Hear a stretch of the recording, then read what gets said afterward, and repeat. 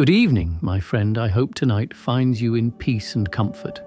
Thank you for stopping by this channel. If this story brings a little warmth to your heart, please subscribe so each night we can share another quiet moment together. Stories of hope, faith, and the gentle love of God. Tonight, let me tell you a small story. A story about faith, about light, and about peace that comes from above. Across the wide open land where the wind never seemed to rest, an old man lived alone. His name was Eli, a weathered horsekeeper with silver hair tangled by the breeze and eyes that still carried a calm glow. His cabin stood beside a stretch of yellow grass that bent in every direction when the afternoon wind came. By day, the field burned gold beneath the sun. By night, the chill could crawl straight through the bones. Each evening, as the sun sank behind the far hills, Eli would sit on a wooden chair by his porch, holding a tin cup of coffee gone cold. From a distance came the soft rhythm of cattle bells, the low hum of life returning to rest. It was a quiet that held everything, the sound of earth breathing. He had once been a man full of fire, one who trusted his own strength more than heaven's hand. But the years had slowed him, and in the stillness that followed, he began to hear something else, a voice not of this world, calling gently from within. That night, the wind rose stronger than usual. Clouds gathered and swallowed the stars. Eli lit a small lamp and set a candle on the table beside an old Bible. Its pages were yellowed and soft at the corners, but the words remained clear. He stilled the storm to a whisper. The waves of the sea were hushed. He read the line aloud, his lips moving as though he were speaking with someone invisible. The wind rattled the door, but inside, peace lingered. For many years he had prayed and felt unanswered. He had done good and still felt unseen. He once thought perhaps God had forgotten him. But that night, in the trembling quiet, he sensed something. Not a miracle, not a sign, only a presence. As if the air itself carried a warmth that said, "You are not alone." Eli smiled faintly and closed the Bible. Through the small window he could see a thin ray of light breaking through the heavy clouds. Just the moon, nothing more. Yet to him, it was enough.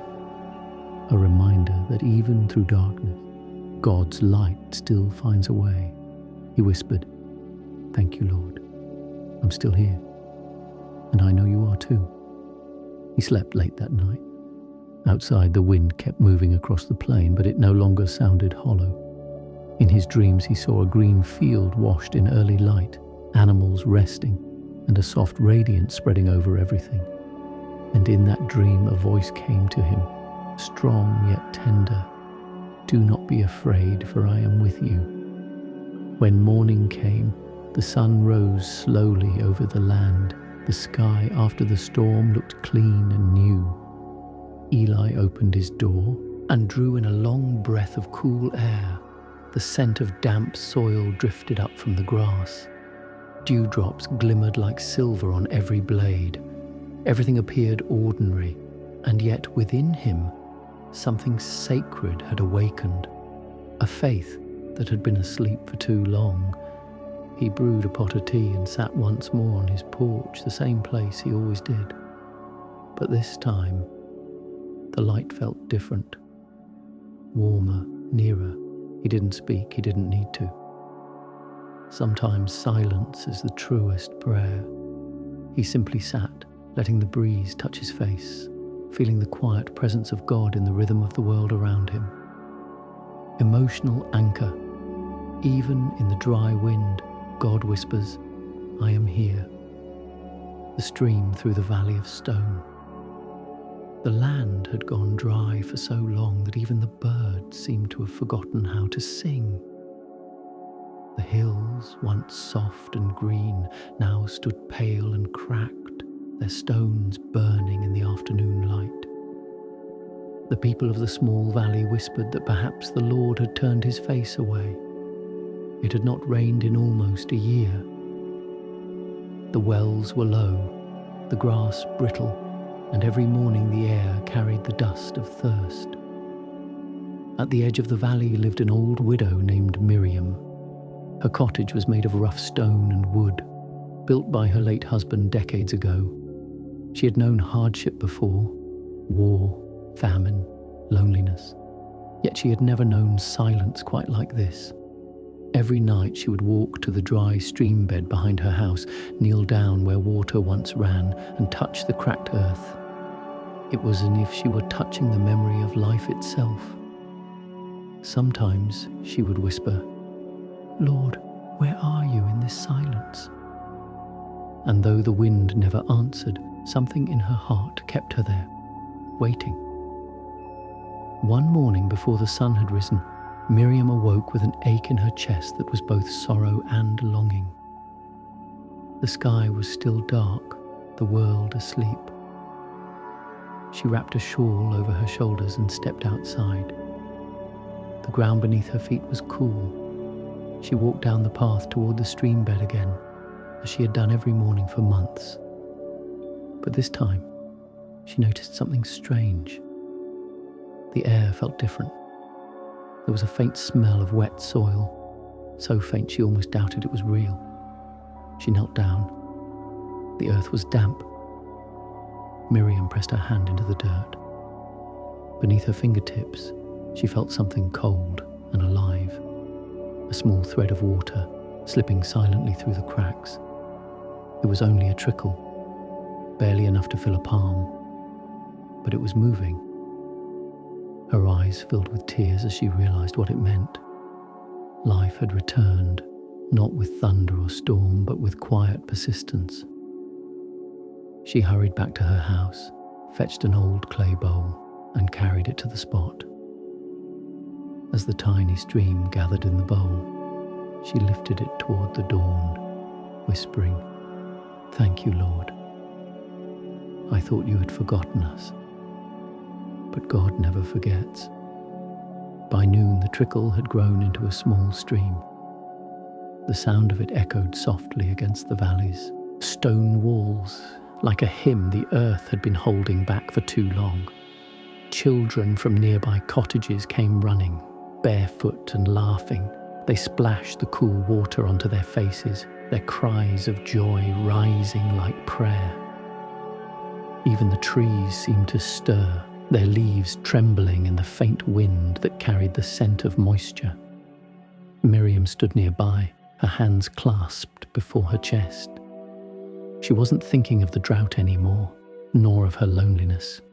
She was thinking of how quietly God works, not in noise or spectacle, but in the secret places of the heart.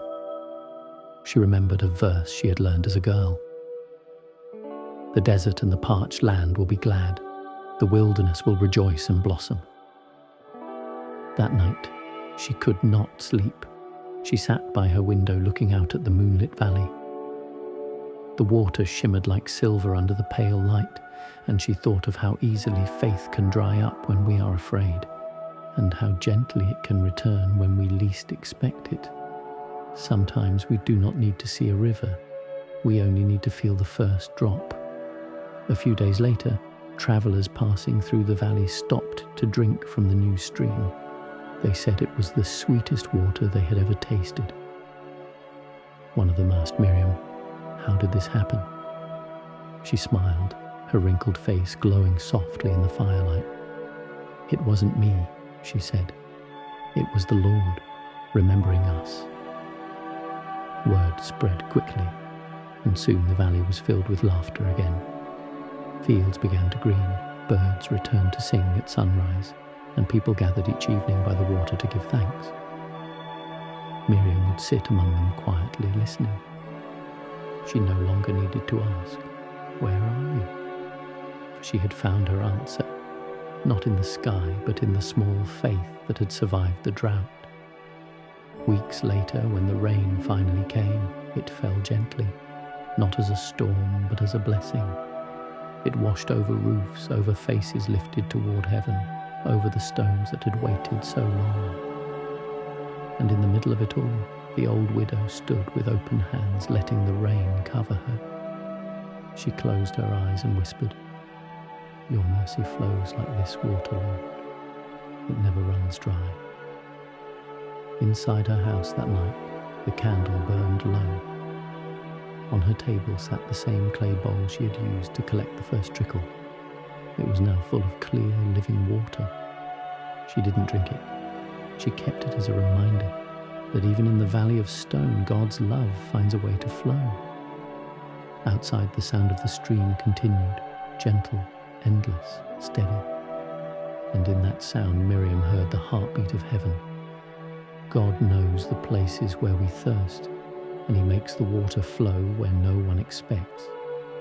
If this story brought a little peace to your heart tonight, stay with me. There are more stories of faith and quiet miracles yet to come. The traveler and the cross in the desert. The desert stretched endlessly before him, a pale ocean of dust and silence. For 3 days, the traveler had walked beneath the burning sun. His name was Jonas, a man who once had everything: a small farm, a family, a faith strong enough to move mountains. But after losing his wife to sickness and his land to drought, he wandered away from the world, away from hope, and, though he could not admit it, away from God. The sand beneath his boots was hot enough to sting. His canteen was nearly empty. He had eaten nothing since the day before. The horizon shimmered with the cruel illusion of water that never was. Each time he thought he saw a stream, it vanished like breath on glass. His lips were cracked, his steps uneven, and his prayers, if he could call them that, were only whispers lost to the wind. That morning the sky was a blinding white. The desert seemed to mock him with its stillness. Jonas fell to his knees beside a rock and muttered, "If you are out here, Lord, I cannot see you." No thunder answered, no sign appeared, only silence, vast, heavy and hollow. He pressed his forehead against the stone, his body trembling from exhaustion. The truth he carried deep within was harder than hunger. He no longer knew if he believed. Hours passed. The wind rose and carried with it a low hum, almost like a voice, though perhaps it was only memory. Jonas forced himself to his feet and walked on. His boots dragged through the sand. The sun sank slowly behind him, staining the horizon with faint orange light. When at last he stumbled upon a rise in the land, he saw something standing alone against the twilight, a wooden cross, half buried in the sand. It was weathered and splintered, a relic from some forgotten traveler. He approached it slowly, uncertain whether it was real or another mirage. But as he reached it, his knees gave way, and he collapsed at its base. There was no voice from heaven, no miracle, only the creak of dry wood swaying slightly in the wind. Yet somehow, in that moment, Jonas felt seen. He lay there a long time, his cheek pressed to the cool shadow cast by the cross. It was barely wide enough to shade his face, but it was enough.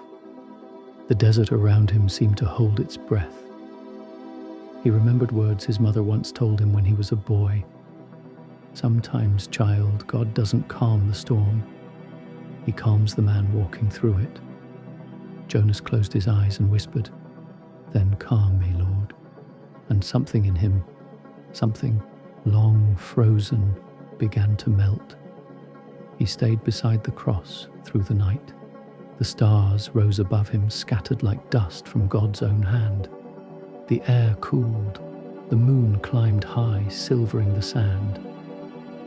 For the first time in years, he prayed not for rescue, not for wealth, not for answers, but simply for presence.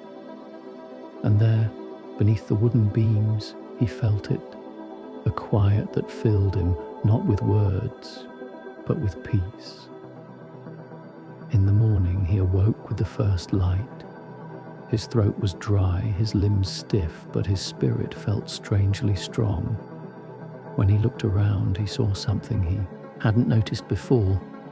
A patch of wild grass growing near the base of the cross. Between the blades, a small pool of water shimmered faintly. He reached down and touched it. It was cold, clear, alive. He laughed softly. Not the laughter of surprise, but the laughter of someone who finally understands.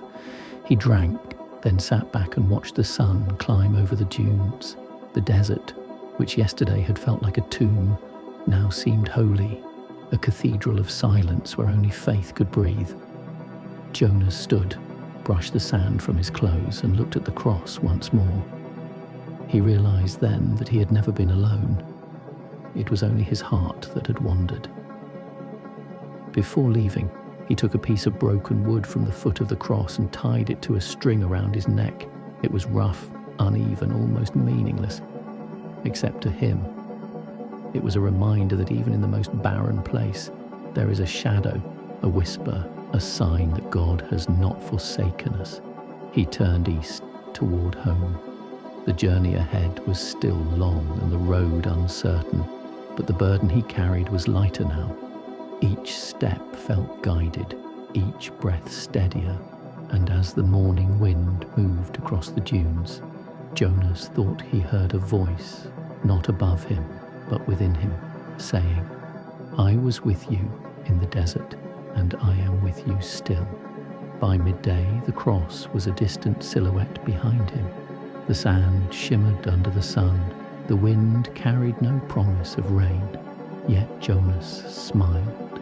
His faith had been reborn not through miracles, but through stillness, through the mercy of a single shadow in a sea of dust. Even in the wilderness, the shadow of the cross is enough to keep a soul alive. If you felt a quiet peace listening tonight, stay with me.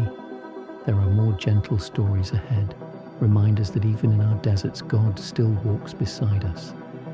Breakfast by the fire of coals. The morning had barely begun when Simon, a fisherman grown old with time and regret, rose before dawn.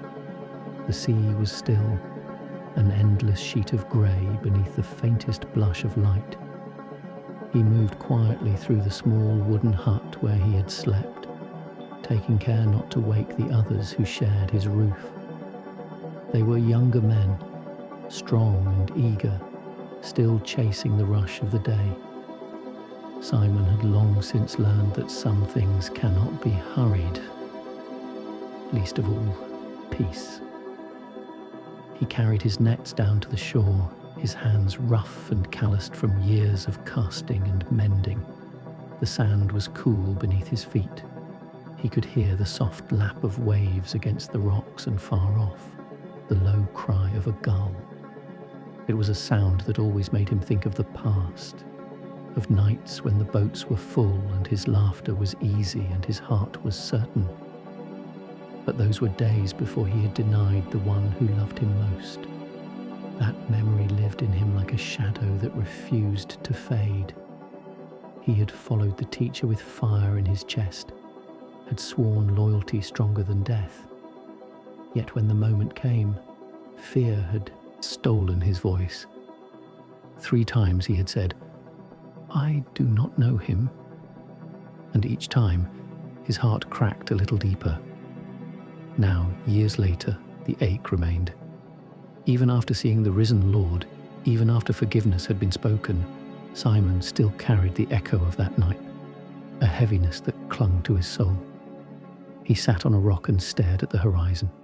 The first light spilled over the water, soft as a blessing. He whispered, "Lord, if you still have a place for me, show me." The words were barely sound, more like breath, but somehow the sea seemed to listen.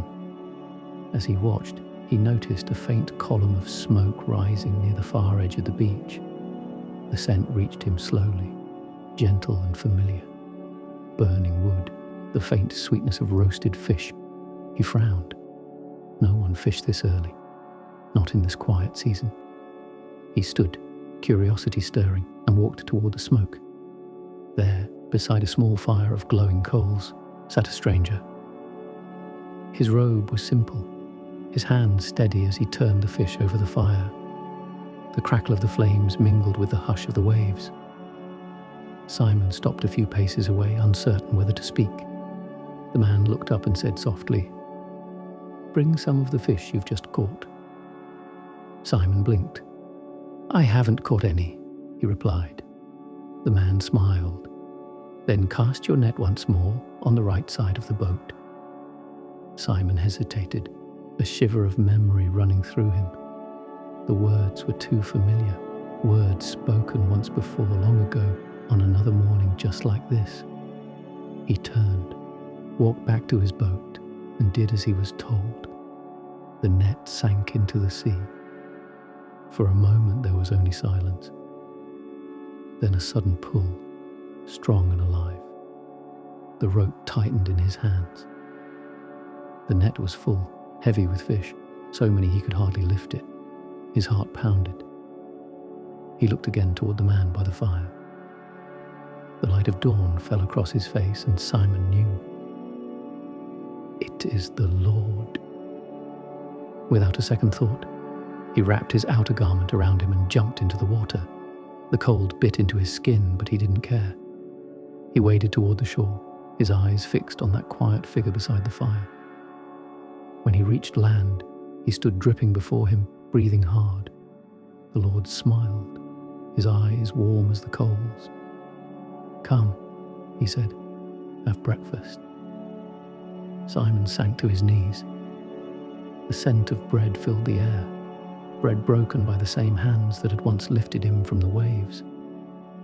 Jesus passed him a piece, and for a moment the world was silent. Only the sea spoke, whispering against the sand. Simon's throat tightened. "Lord," he began, but the words failed. Jesus only said, "Do you love me?" Simon looked down at the bread in his hand. "Lord, you know that I love you." "Then feed my lambs." He said it again, and then again. By the third time, Simon's tears had fallen freely, not of guilt now, but of healing. For each denial, a word of love. For each wound, a grace. And when it was done, Simon felt lighter than he had in years, not because the past had been erased, but because it had been redeemed. They ate quietly by the fire. The smoke rose into the pale sky. Simon thought of how strange God's mercy was, that it could come not through thunder but through breakfast, not through a storm but through bread and fish on the shore. It was as if heaven itself had come down to the simplest place of all. A small fire, a weary man, and a love that refused to let go.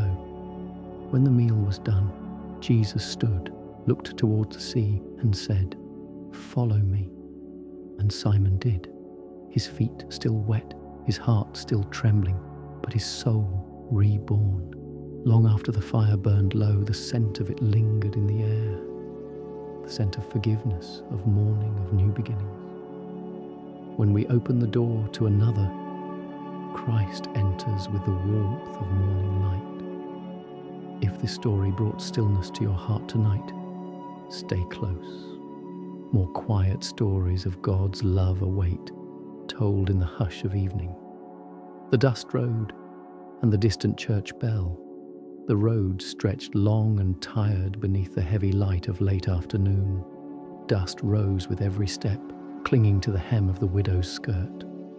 Her name was Anna, and she had been walking for miles. The sun hung low, dimming into the colour of old gold, and the horizon shimmered like a mirage. In her hand, she held a small bag of flour, the last of what she had left. Each step forward was slow, steady, not from age but from weariness. She had buried her husband years ago, and her son had gone to the city seeking work. Letters came for a time, and then stopped. The little cottage where she lived now stood empty except for the ticking of a clock and the wind sighing through the rafters. Each morning she woke, lit the stove, and thanked the Lord for another day. But lately, even her prayers had grown quiet. It wasn't that she doubted his goodness, it was only that she could no longer feel it. That afternoon, as she made her way down the road toward the village, the air was still and heavy. The fields around her lay bare. The wheat had been harvested weeks ago, leaving behind pale stalks that rustled like whispers. From somewhere far off, faint and thin, she heard it, a church bell. It rang slowly, one note at a time, carried by the wind. Anna stopped. The sound was distant, but familiar, the same bell that had tolled at her wedding, and again at her husband's funeral. She closed her eyes, and for a moment she could see him again, his weathered face, his hands holding hers in that small chapel years ago. Her heart ached, but the sound of the bell wrapped around her like a soft shawl. She thought to herself, perhaps the Lord still calls, even to the lonely. When she reached the village, the streets were nearly empty. The shopkeeper waved as she passed, but she did not stop to speak. Her legs carried her instead toward the small stone church that stood on the hill beyond the fields. Its wooden doors were open and warm light spilled out onto the ground. Inside, candles flickered, and the air smelled of beeswax and old hymnals. Anna sat quietly in the last pew. She didn't pray at first. She simply listened.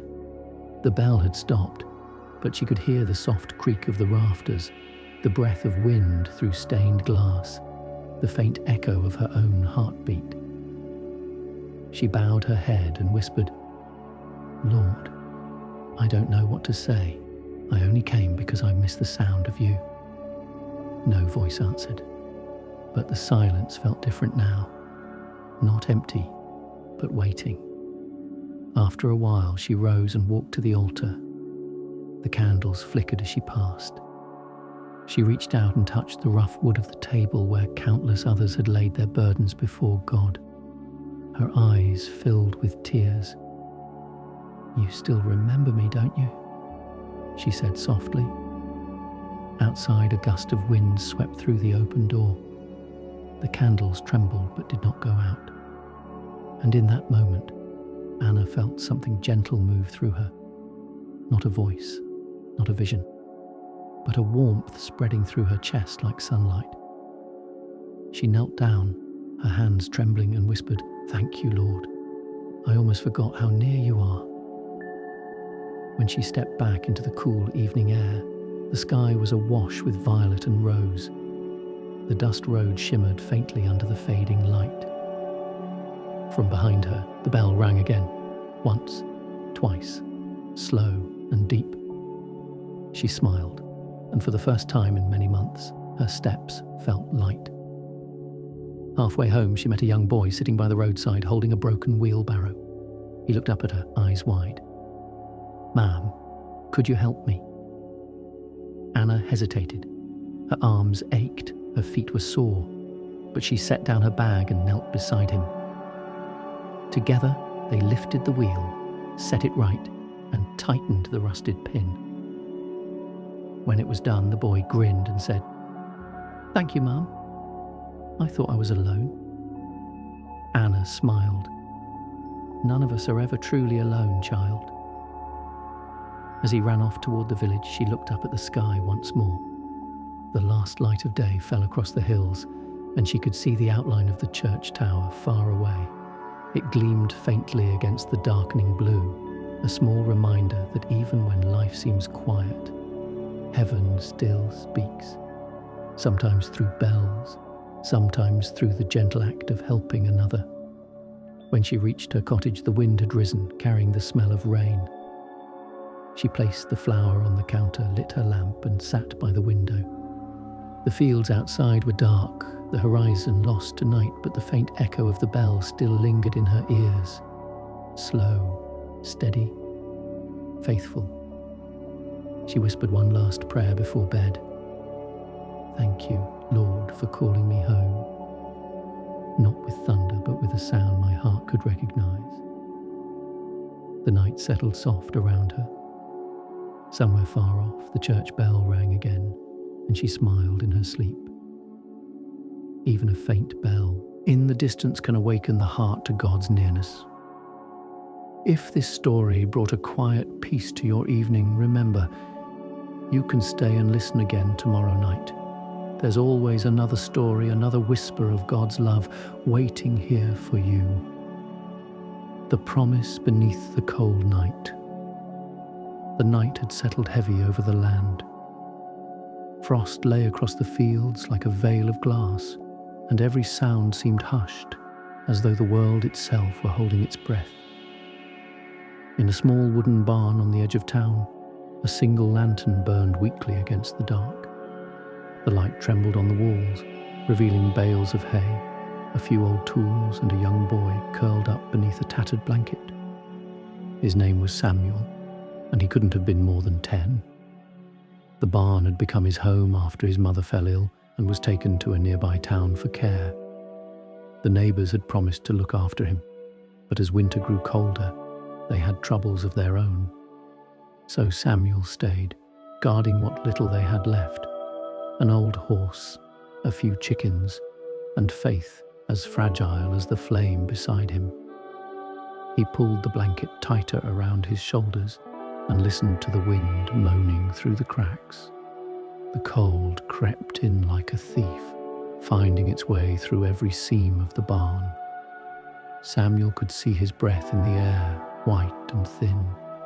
He whispered, "Lord, are you still awake?" The question floated upward and disappeared into the rafters.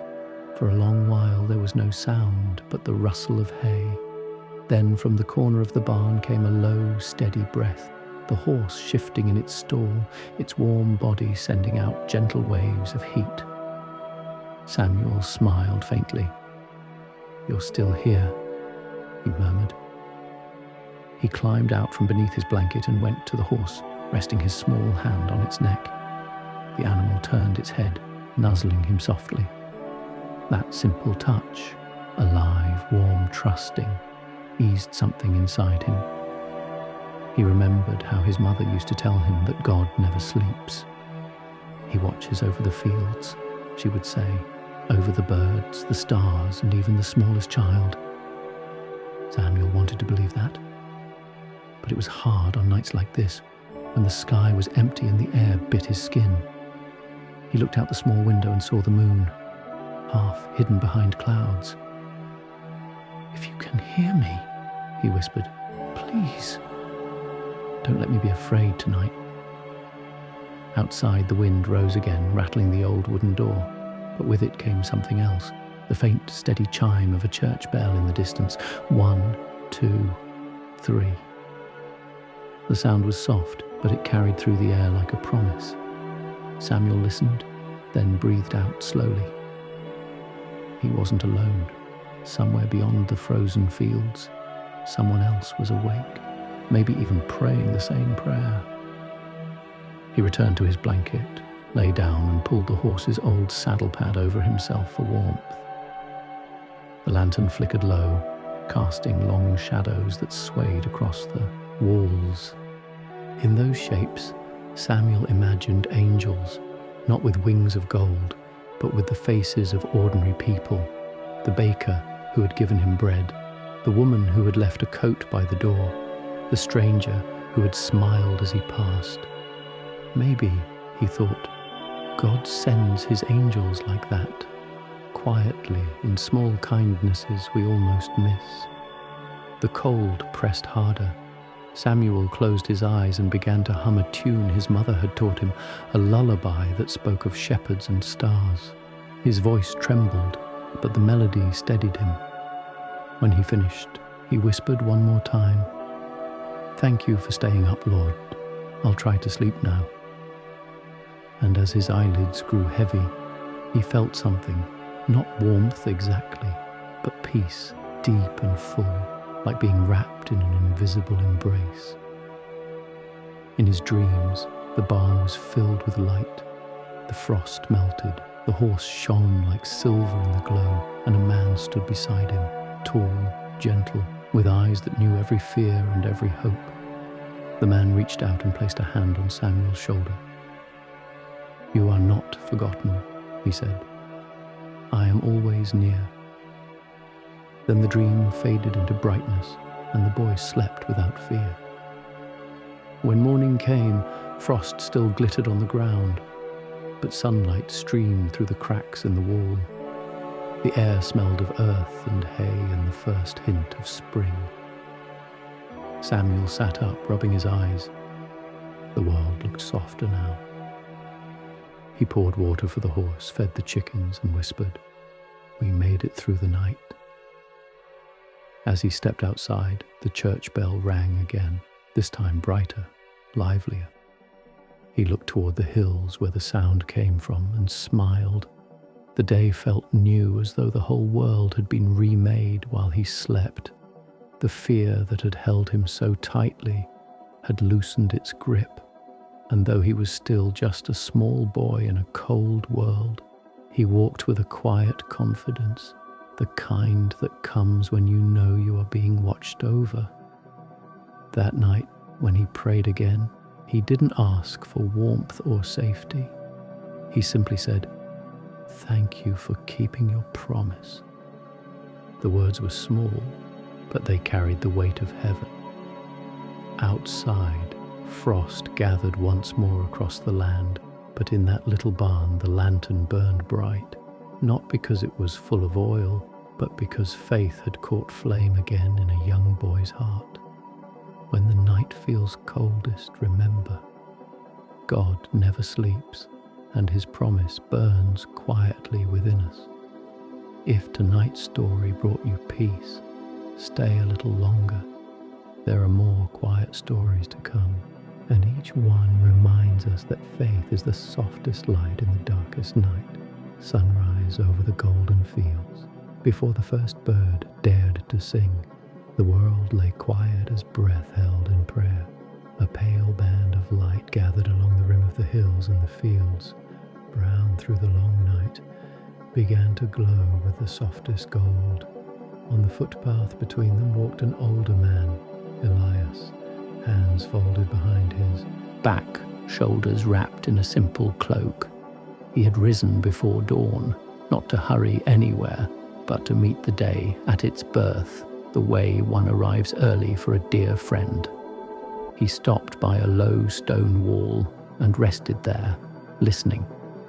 At first there was only silence, and then, faint but clear, the smallest rustle as the wind moved across the grain. A lark lifted its voice, then another. Somewhere a gate clicked, and a shepherd's staff tapped the ground with a rhythm as old as the earth itself. Slowly, the world remembered how to live. Elias had known many dawns. Some had come after nights of fear, some after nights of tears. On certain mornings he had found himself too tired to hope, but the day kept arriving, patient and faithful, like a messenger who refuses to give up at the door. He smiled to himself and whispered, "Thank you, Lord, for coming again." He continued along the path. A small farmhouse stood ahead, smoke rising thin and blue from its chimney. Beside its door, a woman set a loaf of bread on the sill to cool. When she noticed him, she lifted a hand in quiet greeting. Elias nodded, placed his hand over his heart, and walked on.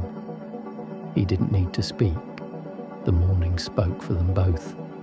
At the bend in the path, he found a young boy, not more than 10, kneeling to retie a sandal. The leather strap had loosened. The child tried once, failed, and looked around as if embarrassed. Elias knelt beside him without a word. He threaded the worn strap, tightened the knot gently, and pressed the boy's shoulder. The child smiled, that pure, unguarded smile that feels like sunlight, and ran down the path. Elias watched him go, thinking how small kindnesses are the seeds God plants in our hands. The light grew stronger. Dew on the grain flashed silver, then gold. Each drop seemed to carry a sky inside it.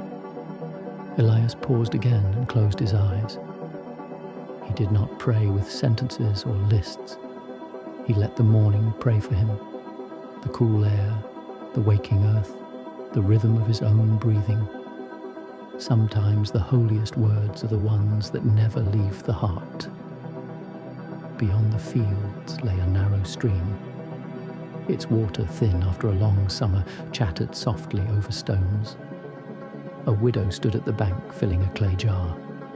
Her hands trembled, but she did not spill a drop. When she straightened, Elias stepped forward and took the weight for the short climb back to the road. She thanked him with a nod. He returned the jar and kept walking, palms tingling with the surprising joy that always follows service. At a hilltop, he stopped to look back on the valley. Roofs caught fire with light. A flock turned white beneath the sun. A distant bell tested a single note. He thought of people he had known. A man who found a shadow of the cross in the wilderness and lived because of it. A fisherman who was healed by breakfast and forgiveness beside a small fire. A woman whose heart awakened to the sound of a bell. A boy who learned that God never sleeps. There, faces rose and faded like gentle waves. Each story, he realized, was a different path the Lord had taken to say the same thing. I am with you. Elias took a few more steps and felt a stone shift under his heel. He steadied himself against an olive tree. The bark was cool, the trunk honest in his palm. He stood there a long time thinking about how faith grows, not in leaps and flashes, but ring by ring, season by season, the way trees keep their quiet record of years. He traced a groove in the bark with his thumb and whispered, "Teach me to grow like this," slowly, steadily toward the light. A flock passed close, hooves soft in the dust, bells chiming in irregular harmony. The shepherd, a young woman, lifted her staff in greeting. One lamb lagged behind, distracted by a wildflower bright as a flame. Elias crouched and coaxed it gently back toward the group. When it bounded off to rejoin the others, he laughed softly, surprised at the sound of his own joy. The shepherd laughed too. For an instant, the field felt like a sanctuary, and the morning a liturgy that needed no book. As the sun rose higher, shadows shortened, and the light turned warm enough to touch. Elias loosened his cloak and paused at a small bench outside a wayside shrine. The door was open. Inside, a simple lamp burned, a flame no larger than his thumb, yet brave against the day. He stepped in, bowed his head, and let the hush gather around him. On a small table lay a basket of loaves. No one was there to give or receive. The basket simply waited as though placed by invisible hands for whoever came hungry. Elias took one loaf, pressed it lightly as if to say thank you, and left a few coins, though no one had asked. Back on the path, he met a traveler whose sandals were white with dust. The man's face was lined with weariness, yet his eyes were clear. They exchanged the briefest conversation, a blessing for the road, a question about water, then walked together until their paths divided. Before parting, Elias broke his loaf in half and placed the larger piece in the traveller's hands. "For later," he said. The traveller hesitated, then accepted it with a bow so deep it seemed to erase the distance between them. When he turned away, Elias noticed the man's steps had grown lighter, as if the bread had found not only his hunger, but his hope.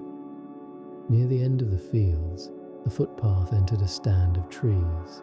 Sunlight poured through in shafts, filling the air with drifting dust that looked like stars learning to fall. Elias slowed his pace to match the stillness there. He reached up, buttoned the top of his cloak against a lingering breeze, and thought of the day ahead. Small tasks, brief conversations, a letter to be written, a visit to a neighbor who had been ill. None of it felt heavy. The morning had taught him again what it always teaches, that God's presence is not the reward at the end of our work, but the quiet strength at the center of it. When he emerged from the trees, the fields opened one last time before the road bent toward the village. Children were now running along the edges, chasing their shadows. A woman lifted a bucket from a well and laughed when the rope splashed her. Two friends greeted each other with a hand on the shoulder, the kind of touch that means I remember you. It was all ordinary. It was all holy. Elias placed his palm over his heart again. The sun stood full above the hills. He could feel its warmth on his face, its weight in the day. He did not ask for anything. He did not make promises he could not keep. He simply stood there long enough to know. Not just to think, but to know that the same God who holds the world together holds each moment too, including this one. Then he bowed his head, lifted it, and began to walk. Every sunrise is a gentle reminder. God is here and he is making all things new. The quiet carpenter. In a small town pressed between hills and river, the days moved with an easy rhythm. The bell from the square each morning, the scent of bread at noon, and the hush of crickets when evening came. Among the narrow lanes stood a modest workshop, its door always half open, its walls lined with the scent of pine and cedar. There worked Joseph, an aging carpenter whose hands were scarred by time and whose heart had learned the slow art of peace. He began each day before dawn. The lamp on his bench burned while the rest of the town still dreamed. He sharpened his tools in silence, then stood for a moment by the window, watching the first grey light touch the rooftops. "Thank you for another day, Lord," he would whisper, and then begin. His work was never grand. Chairs for new couples, tables for families, a cradle for a neighbour's child. Yet each piece carried something unseen, a gentleness that came from prayer rather than pride. He sanded until the wood felt like skin, polished until the grain shone like calm water. When he worked, he hummed hymns under his breath, the melodies old and low, drifting into the street like the smell of sawdust. One morning, as he shaped the leg of a table, a knock sounded at the door. It was a young woman, her eyes weary but kind. She explained that her husband had been injured in the fields and could no longer make furniture. She hoped Joseph might finish the table he had begun. She held out a plan drawn in shaky lines on parchment. "He promised me this table for our home," she said softly. Joseph studied the drawing, uneven, hopeful, and nodded. "We'll finish it together," he said. Over the next few weeks, she came often, helping where she could. He guided her hands, showing her how to hold a chisel, how to read the grain. Slowly the table took shape, and with it, something mended inside both of them. When the final polish caught the sunlight, she smiled through tears. "He'll be proud," she whispered. Joseph only replied, "Love builds more than wood, my dear. It builds the soul." That night, after she left, he sat alone beside the nearly finished piece. The lamp cast a circle of gold across the bench, and the smell of cedar filled the air.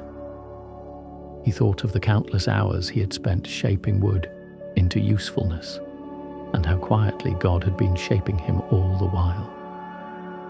He touched the table's smooth surface and murmured, "We are all unfinished work in your hands." The following week brought heavy rain. The river rose and flooded part of the town. People hurried to move their things, Children carried baskets above their heads. Joseph opened his shop to shelter those who needed it. He lit every lamp, brewed tea on a small stove, and spread blankets near the fire. Water crept beneath the door, but laughter and prayer filled the room. When the storm passed and the water withdrew, the air smelled new, like a second chance. Days later, a little boy returned to help Joseph sweep the floor. "Why do you keep this shop open when no one pays you for it?" the child asked. Joseph smiled. "Because God keeps his door open for me." The boy considered this and nodded solemnly, as if it were the most practical answer in the world. When summer came, the hills turned green again. Joseph spent his afternoons repairing the town's benches and the church doors that had swollen from rain. The pastor would stop by sometimes, bringing verses for company. They rarely spoke of theology. Instead, they talked about wood, about how every knot hides a story, how pressure turns weakness into pattern. Joseph liked that. "So it is with hearts," he said once. "Where life has pressed hardest, grace leaves its design." As years slipped by, his hands grew slower, but his peace deepened. People began to say there was something different about the carpenter, that stepping into his workshop felt like stepping into prayer. Perhaps it was the quiet music of his tools, or the smell of pine that never faded, or perhaps it was simply the presence of one who had learned to see holiness in ordinary dust. One autumn evening, the sun set crimson behind the hills. Joseph closed the door for the last time, wiped the bench clean, and placed his tools in a wooden box. Outside, children were playing, their laughter mingling with the chime of the church bell. He leaned against the doorway and watched them until the light dimmed. "Thank you," he said softly, "for every nail, every board, every breath." He turned toward the path home, the cool air smelling of rain and wood smoke. Behind him, the empty shop glowed with the faint light of the dying lamp. To anyone passing by, it looked like just another workshop. But for those who had known him, it was a sanctuary built without walls, a place where faith had worn calluses and grace had learned the shape of human hands. God often builds his greatest works in silence, with the steady rhythm of ordinary love. If this story quieted your heart tonight, stay close. Tomorrow, we'll share another. A story of faith found in simple places, where heaven still whispers through human hands. The Stranger at the Well. The afternoon sun had reached its fiercest glow, spreading gold and white across the open land. The air shimmered with heat, and the stones along the path were too hot to touch. Beyond the olive groves, where the hills began to fold into a narrow valley, there stood an old stone well. It had been there longer than anyone could remember, its stones smooth with age, its rope worn but strong, its water always cool no matter the season. People came early in the morning or at dusk to draw water. But today, the well stood empty of voices. The hour was too harsh for comfort, too bright for company. Only one figure approached. A woman walking slowly beneath a faded shawl, a clay jar balanced against her hip. Her name was Leah. She had learned to come when others would not. It spared her the glances, the whispers that followed her through the market. The past, she had learned, lingers longer than thirst. As she reached the well, she set the jar down and wiped her brow. The sound of her own breath filled the silence. She lowered the bucket and listened as it struck the water far below, then drew it up, muscles straining, droplets falling like glass beads into the dust. She poured the water into her jar and knelt beside the well, resting. That was when she saw him. A man sat on the low wall in the shadow of the fig trees. His clothes were travel-worn, his sandals covered in dust, yet his eyes, when they met hers, held a stillness that startled her. Not judgment, not curiosity, only quiet recognition, as if he had been waiting. "May I have a drink?" he asked. Leah hesitated. Men did not speak to women alone, not in this place, and strangers least of all. But there was no harshness in his tone, only gentleness, as though the request itself was a gift. She filled a cup and handed it to him. He drank, then set it down carefully. "Thank you," he said. "You came at a lonely hour." "It's quieter," she replied. He smiled slightly. "Sometimes God meets us best when the world is quiet." Leah frowned, uncertain. "You speak as if you know him." "I do," he said simply. "And he knows you." The words unsettled her more than the heat. "How could you know me?" she asked. The man didn't answer at once. He looked toward the hills, then back at her. "Because he has seen every road you've walked, even the ones that broke your heart. He has not turned his face away." Her hands trembled. "You speak like a prophet." He shook his head gently. "I speak like a friend." Something in his voice softened the weight she carried. No one had spoken to her kindly in a long time. She sat beside the well, unsure why she stayed, only that she wanted to. They spoke of water, of thirst, of life. He told her, "Whoever drinks from this well will thirst again, but there is a water that never runs dry, a spring that flows within even through the deserts." Leah felt her throat tighten. She looked at the well, then at him. "Where can I find this water?" He smiled, not the smile of someone hiding secrets, but of one who has already given the answer. "It's closer than you think," he said. A silence followed. The wind shifted, carrying the scent of figs and dust. Leah wanted to ask more, but something in her heart had already understood. She could feel it, the stirring of hope, like cool water rising from the depths of her soul. When she turned again, the man was standing. "I must go," he said. "Others are waiting." "Will you come back?" she asked, surprising herself. He met her gaze and said softly, "I never leave." Then he walked away, his figure growing smaller against the bright horizon. Leah sat by the well for a long time. The air was still hot, yet she felt a coolness inside her, not on her skin but in her spirit. She looked down at her reflection in the water and saw something she hadn't seen in years. Peace. Not because her life had changed, not because her past had vanished, but because she'd been seen, truly seen, and loved all the same. She lifted her jar and began the walk home. The path shimmered in the sunlight, but her steps were steady, light. When she passed through the village, people looked at her as they always did. But this time she met their eyes. She even smiled. The same bell that rang each evening sounded in the distance, and Leah whispered under her breath, "The water is still flowing." That night, as she poured water for her neighbours and lit the lamp in her small room, she thought again of the man by the well, the way he had spoken, the way his presence had made everything still. She didn't understand it all, but she didn't need to. It was enough to know that the one who had met her there in the heat of the day was real and near and kind. And though the jar on her shelf would one day empty again, the well inside her would not.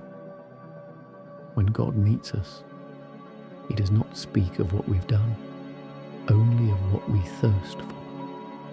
If tonight's story brought you calm, stay a little while longer. Tomorrow we'll share another story of grace, of hearts renewed in the quiet places where God still waits. The letter that was never sent. It was a quiet afternoon when Thomas sat down at his old wooden desk, the one that faced the window overlooking the orchard. The trees were bare now, winter having claimed the last of their colour. Only the wind moved among them, whispering softly as if reciting the secrets of the season. On the desk before him lay a single sheet of paper, an envelope and a pen that had long been waiting. For days, Thomas had been meaning to write. He had tried before, starting and stopping, crumpling the page, telling himself it was pointless. But today felt different. There was a stillness in the air that seemed to invite honesty, so he dipped the pen into the ink, breathed deeply, and began. "Dear Father," he wrote, the words slow and uncertain. "It has been many years since we last spoke. I don't know if this letter will ever reach you, but I've carried these words inside me too long." He paused, listening to the faint creak of the house. The memory of his father's voice drifted back, stern, proud, but once kind.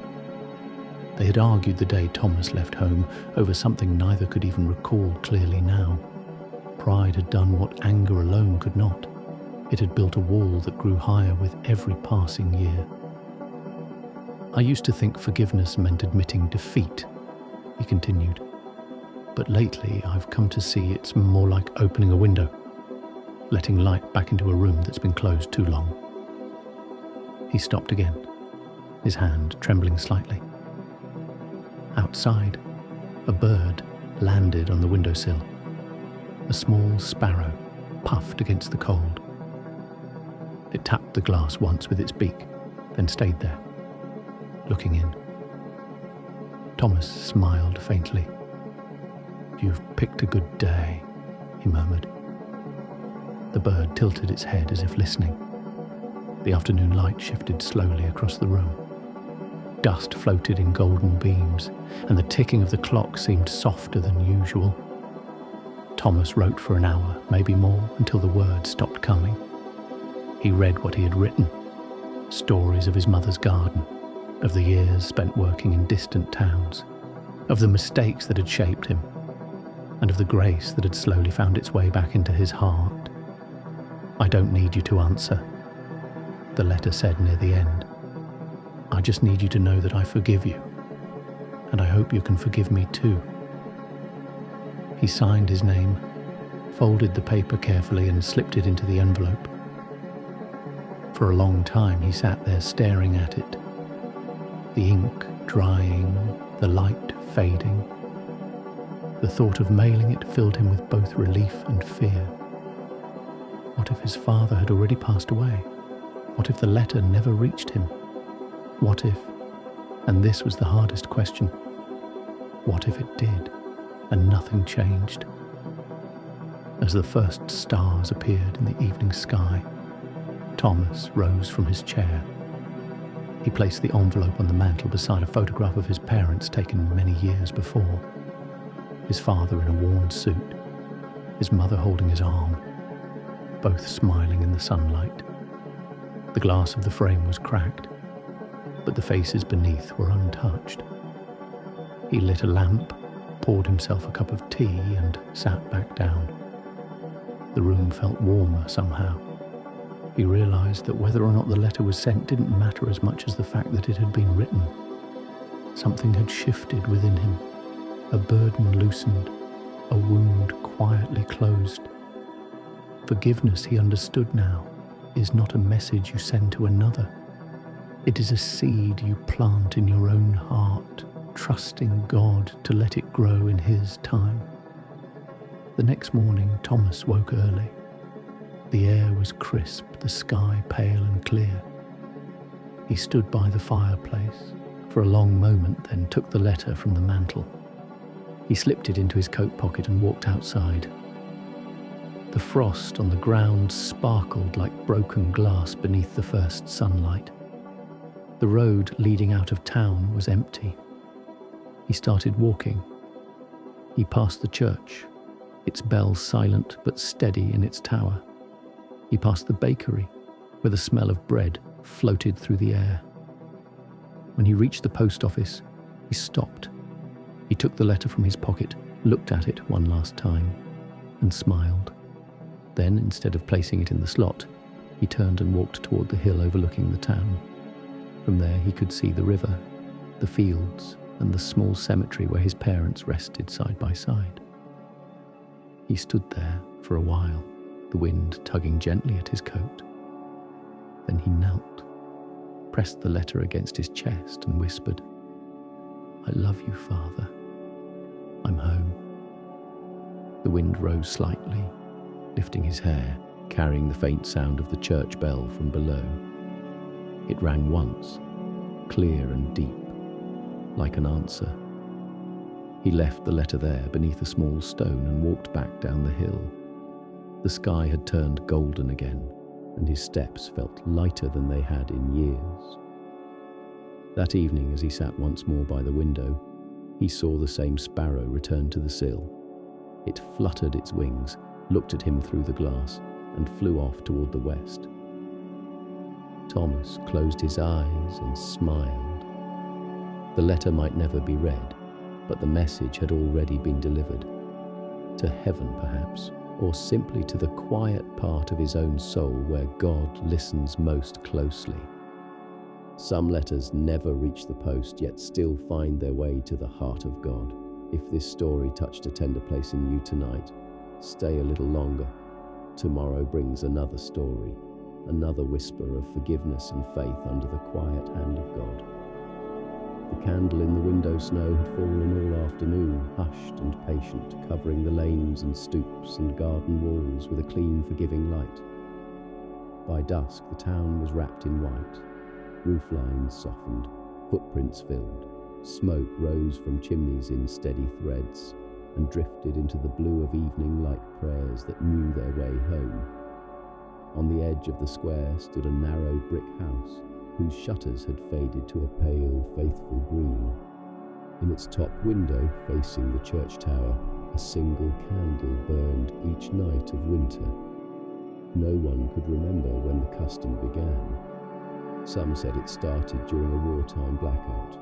Others said a widow lit it for a husband who never returned. A few insisted it was simply a way of telling strangers, "There is warmth here if you need it." Inside that house lived Margaret, a seamstress whose hands were neat and steady, whose gait had grown slow with the years, but whose smile still widened like sunrise. She mended uniforms and baby blankets, wedding hems and winter coats, and if you stayed long enough at her table, she would press a biscuit into your hand and ask, "After your mother by name?" When the first snow arrives, she always said, "We must light a longer light." And so she did, lifting the brass candlestick from the mantel and setting it on the sill where it could be seen from the square. That evening, as darkness deepened, Margaret brewed tea and sat by the window. The candle's flame trembled whenever the wind moved along the eaves, then steadied itself again. From her chair she could see the church tower, a bell of black iron inside like a moon held still. The world felt both immense and close, as winter evenings often do, quiet enough for the heart to speak, wide enough for God to answer. She thought of the year behind her, of faces she had mended life around with needle and thread, of meals taken alone yet not lonely, of the morning a child had knocked to ask if she could fix a torn school bag, and how the girl had laughed when Margaret stitched a tiny star on the pocket as if to bless the books that would ride there. These were small things, but they made a life. Hush is holy, she often told herself. Do not be afraid of it. A knock sounded at the door. Margaret rose, wrapped her shawl tighter, and opened it to find a man dusted with snow, his cap tucked beneath his arm, a suitcase at his feet. He was not young and not old. Grief had marked his face with a careful hand. "I'm sorry," he said. "The inn is full. I saw your light. "Then come in," Margaret replied, as though there were no other possible sentence in the world. She took his coat, shook the snow from the cuffs, and led him to the fire. He said his name was Daniel. He had come from 2 towns over to settle his sister's affairs and had stayed too long at the lawyer's desk, reading papers that felt like endings. He spoke quietly, careful not to let his words become more than he could bear. Margaret listened, nodding now and then, placing a teacup in his hands the way old friends place a hand on your shoulder. She did not hurry him. She had learned long ago that stories need time the way bread needs warmth. When he finished, they sat without speaking. The fire murmured.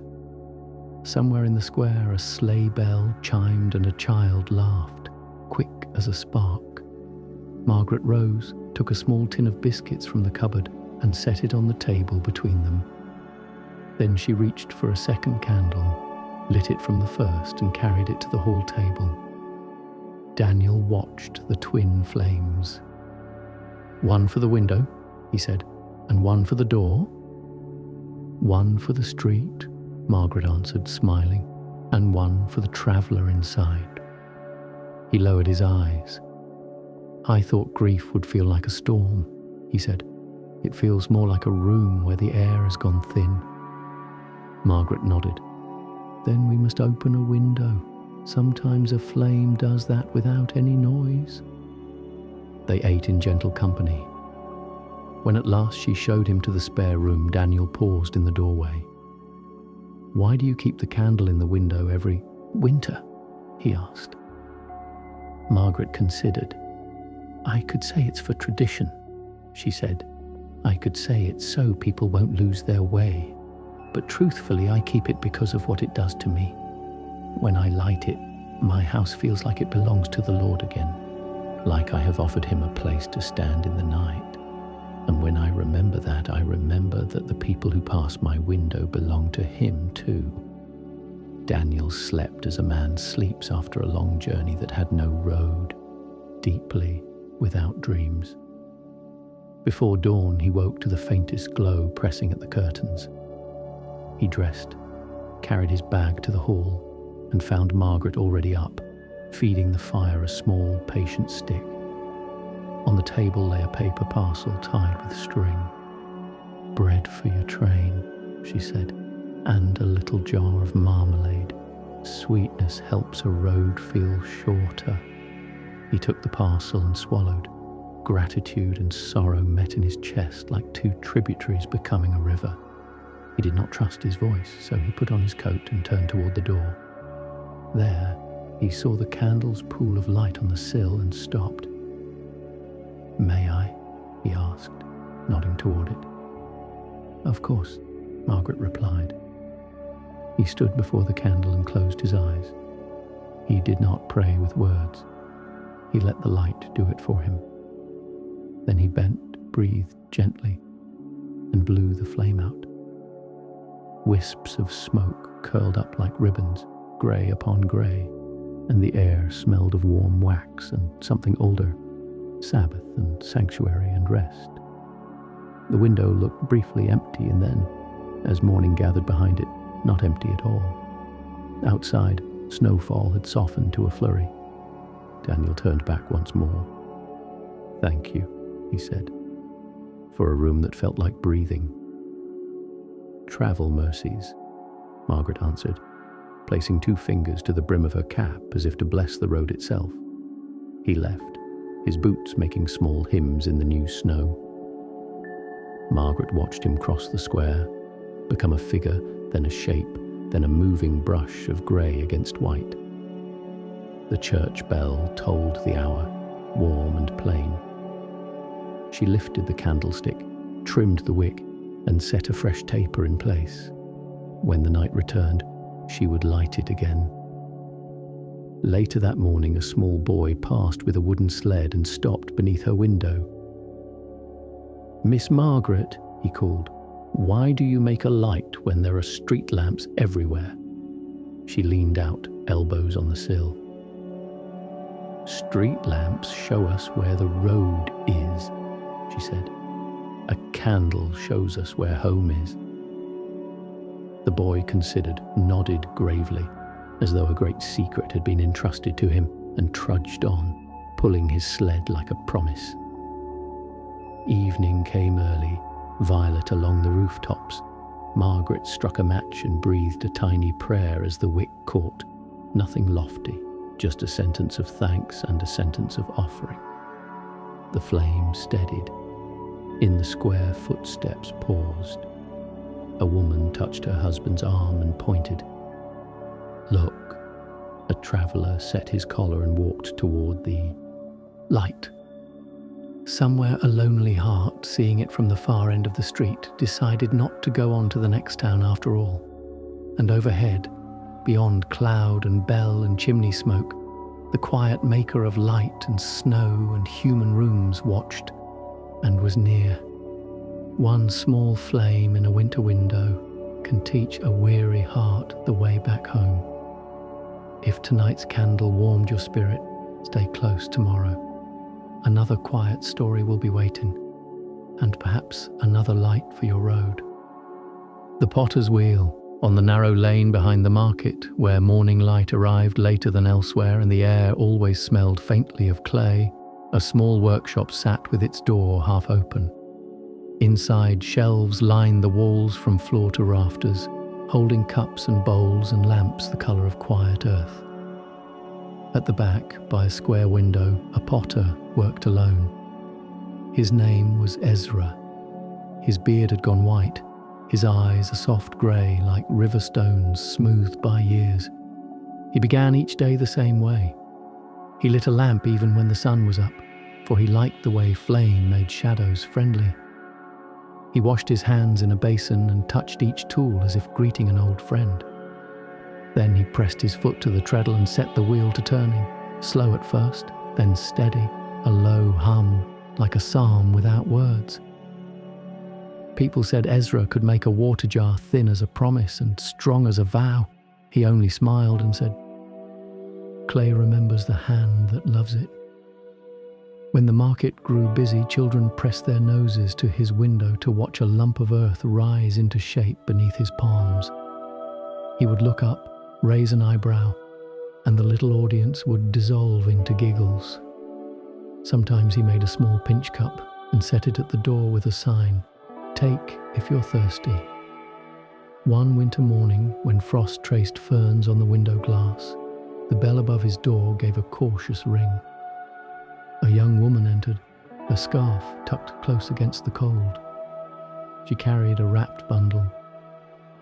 "Master Ezra," she said, "I was told you mend broken things." She unfolded the cloth to reveal a lamp cracked nearly in two, its base missing a shard. Ezra took it into his hands and turned it slowly. "Ah," he murmured, "it knew fire once, and it will know it again." "It was my mother's," the woman said. "It fell during the storm. I kept the pieces. I thought perhaps it could still hold light." Her voice trembled a little at the edge of hope. Ezra nodded. "It can."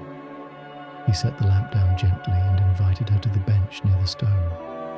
He poured tea into 2 chipped cups that had somehow survived 100 winters.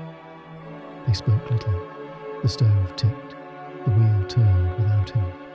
The room felt the way a good prayer feels, spacious, unhurried, kind. When she had warmed, Ezra rose and gathered his tools.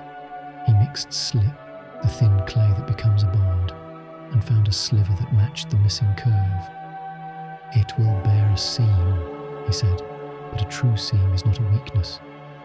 It is a story." He worked with the patience of snowfall. The woman watched his hands, how they held both firmness and tenderness at once. He set the lamp aside to rest, and while they waited, took a fresh lump of clay to the wheel. "Would you like to see?" he asked. She nodded. The wheel hummed. The clay spun.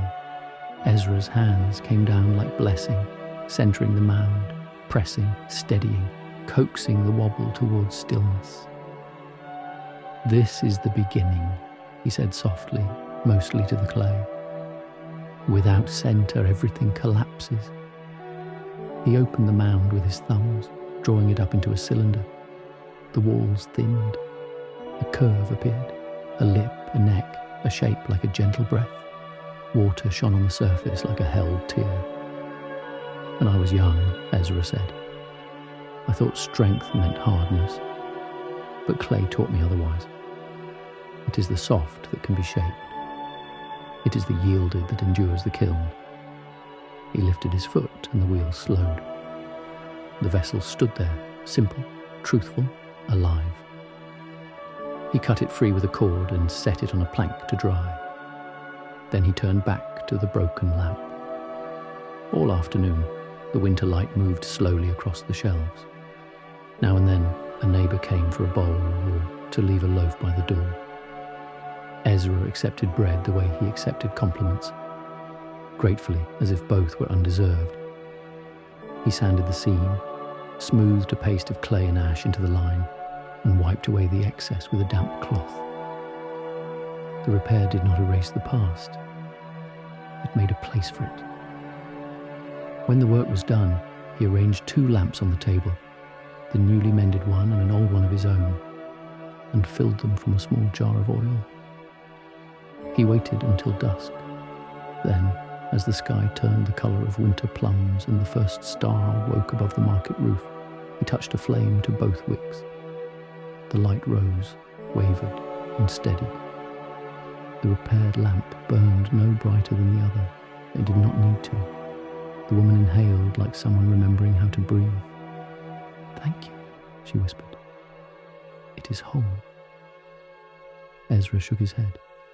Whole is not the same as perfect. Whole means it can do what it was made to do. He lifted the lamp and placed it in her hands. "Let it burn near a window," he said, "so tired travellers can see." She smiled, and in the firelight her face looked years younger. She wrapped the lamp, then paused. "What do you do with what cannot be mended?" she asked, almost to herself. Ezra rested his palms on the table and considered. "I bury some," he said. "The earth knows what to do with returning things, and some I grind to grog and mix into new clay. The broken strengthens what is being formed." He looked at her gently.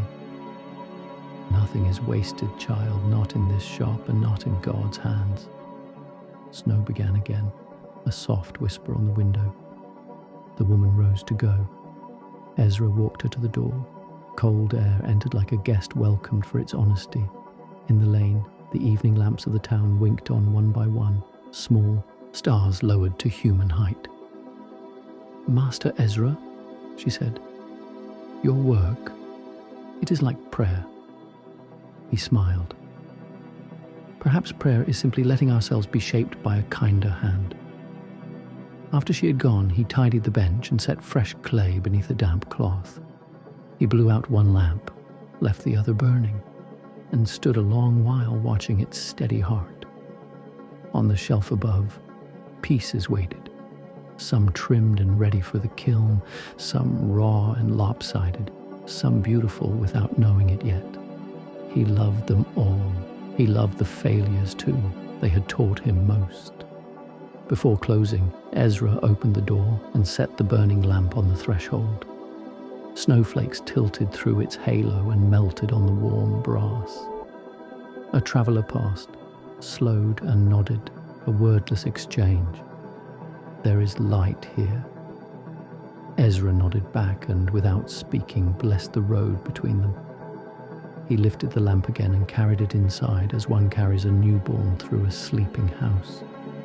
He placed it near the window and sat beside it until the last customer of the day, a boy with a coin and a question, came for a cup.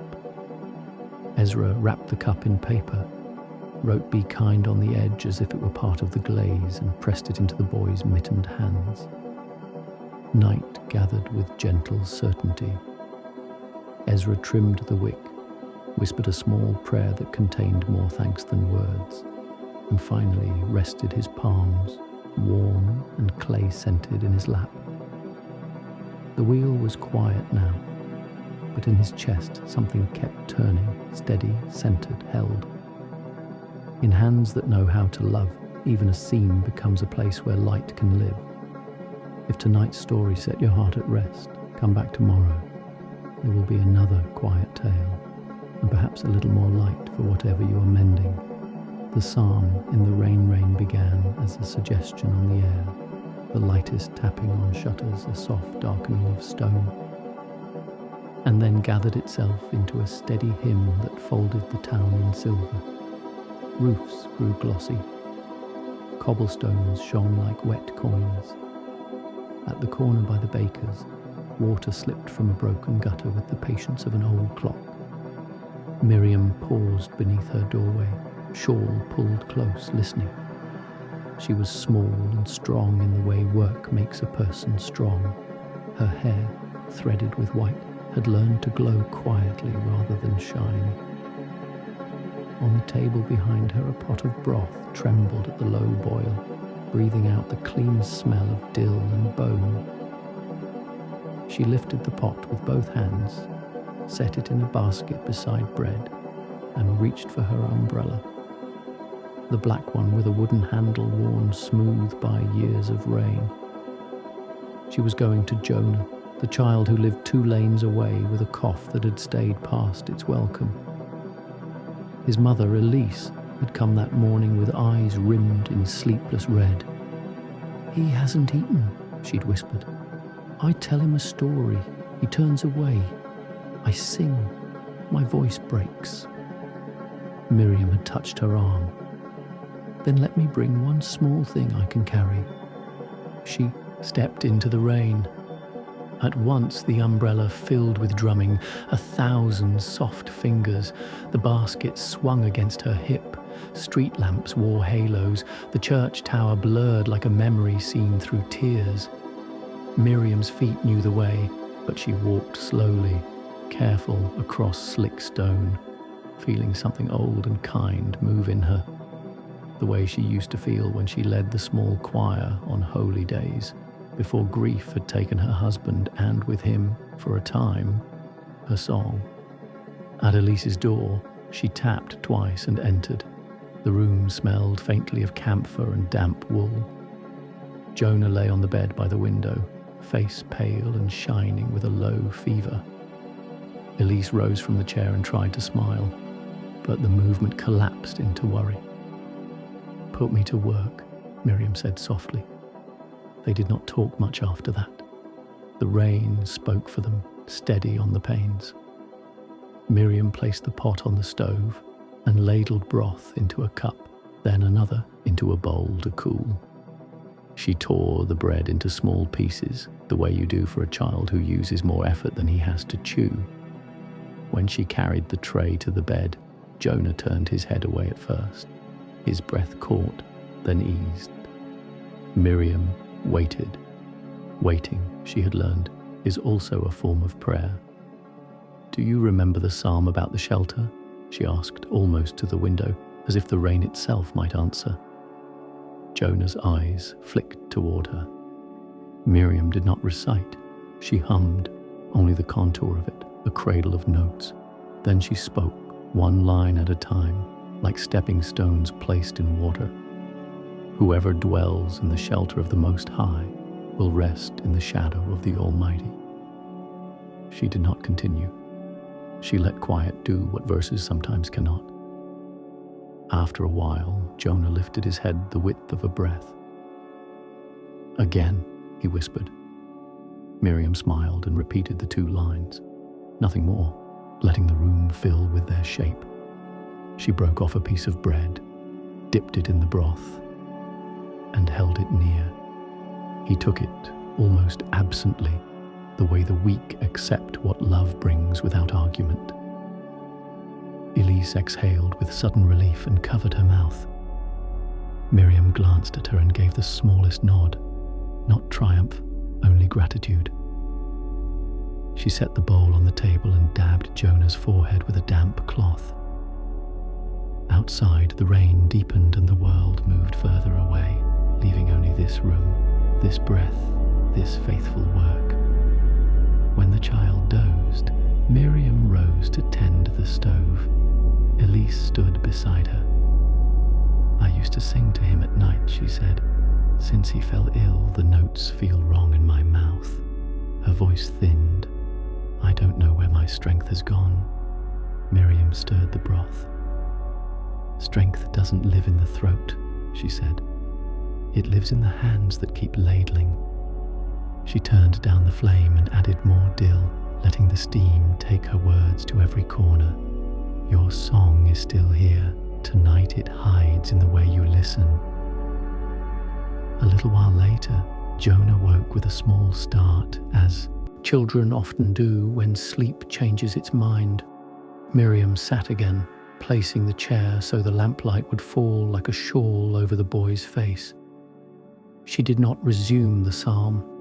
Instead, she began the oldest tune she knew, not a hymn of triumph, but a homely melody her mother had sung while shelling peas, a tune that smelled more of kitchens than of choirs. The notes did what notes can do when they ask for nothing. They warmed the air, made space, told truth without argument. Jonah's hand searched for his mother's. Elise took it, her thumb moving slowly over the small knuckles. Miriam hummed through the tune and into silence. The child's breath lengthened. From the stove, the lid ticked as a drop of condensation ran its circle and fell. The rain slackened for a moment, then came on again with gentler hands. Miriam's eyes went to the window. In the glass she saw 3 reflections: the boy, the mother, the old friend. For a heartbeat, the 3 faces seemed one face, a single need lifted upward and held. She remembered another line, from a psalm she had not sung in years because sorrow had found too many echoes there. "He leads me beside still waters. He restores my soul." It occurred to her then that perhaps still waters are not always a lake at dawn. Perhaps they can be a bowl of broth that steam turns into a small cloud. Perhaps restoration can happen in a room where rain does the singing and the only applause is a child swallowing. When Jonah slept again, real sleep this time, Miriam stood and stretched her back. Elise rose too, moving carefully so the bed would not creak. They stepped into the kitchen. "You brought us more than food," Elise said. Miriam shook her head. "I brought what anyone can bring on a wet night. Time and a dry umbrella." She smiled. The rest was the Lord's doing. Elise looked at the umbrella by the door, its ribs glistening with drops. "After he is well," she whispered, "I want to learn your hummed prayer." "It isn't mine," Miriam said. "It's older than we are. It lives in aprons and markets and in the way neighbors knock without asking. You already know it. Your hands have been singing it all week." They tidied the table with the quiet efficiency grief often teaches. Miriam wrapped a second loaf for breakfast and set it where Elise would reach without looking. She took the blanket from the back of the chair and shook it once, gently so it would hold warmth.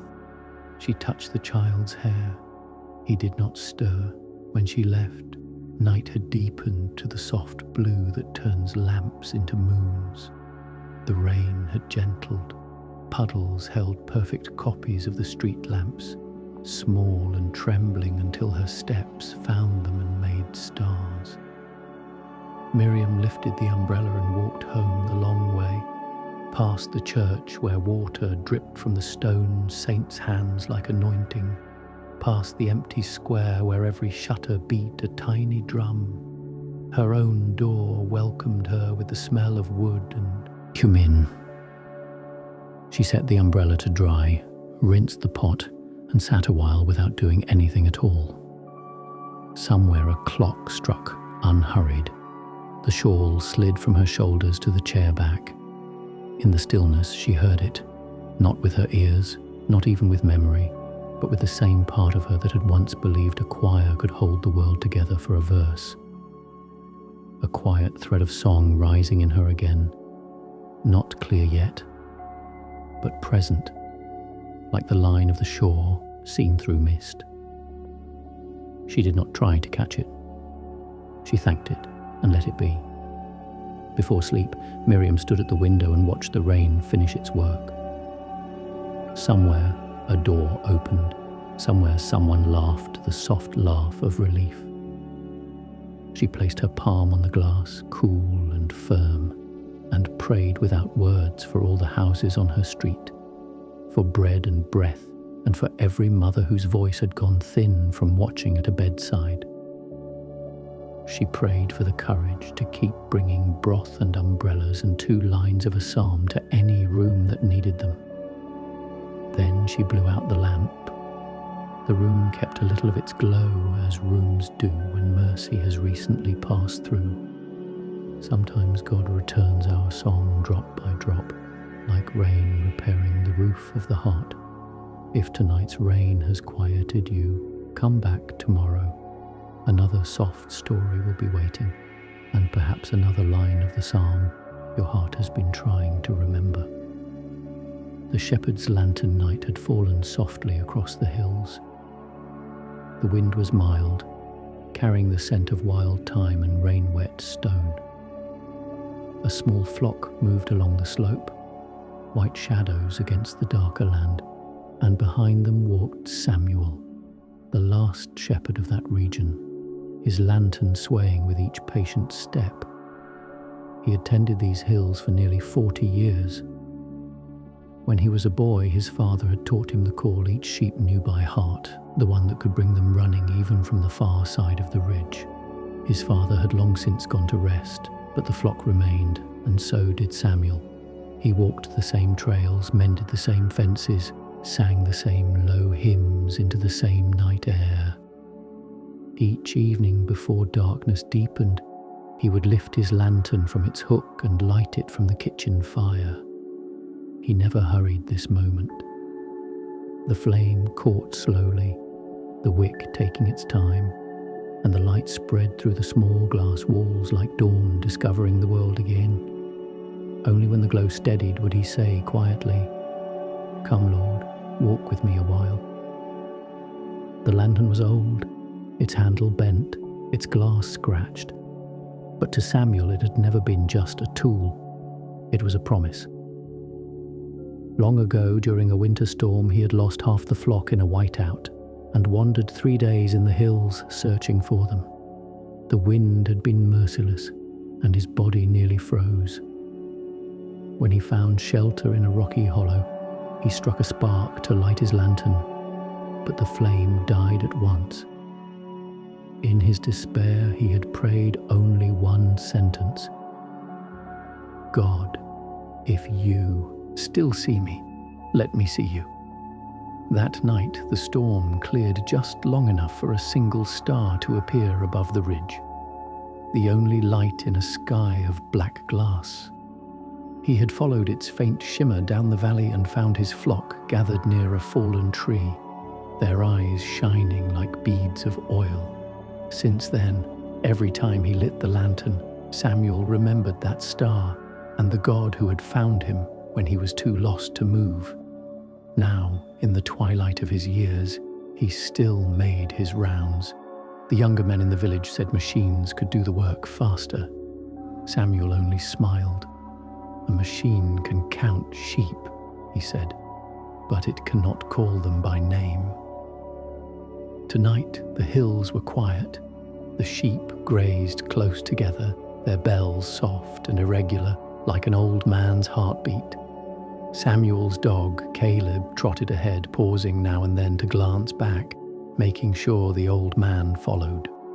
The lantern threw its circle of light on the ground, warm, golden, fragile, enough for one step at a time.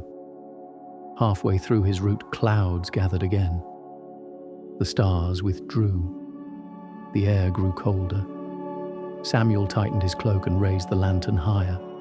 The flame bent and danced, but did not falter. He whispered a line of scripture he had known since childhood. "Your word is a lamp to my feet and a light to my path." He did not speak it as a preacher might.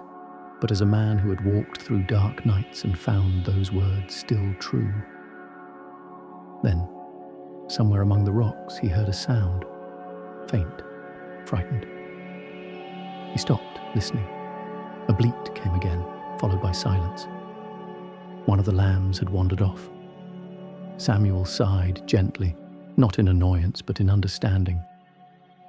"Even the best of us," he said softly, "forget the voice that calls us home." He left the trail and moved toward the sound. The ground was uneven, and his lantern swayed, throwing restless light over the stones. A moment later, he found the lamb trapped in a narrow hollow, its leg caught between roots. The creature trembled when he touched it, but Samuel spoke in the same tone he had used all his life, low, steady, more rhythm than word.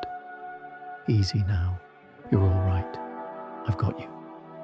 It took time, and his knees complained, but at last the lamb was free. He lifted it into his arms. The animal's heart beat against his chest like a drum of gratitude. Samuel felt his own heart answer. "There now," he murmured. "We'll both get home before the rain." He began the slow walk back.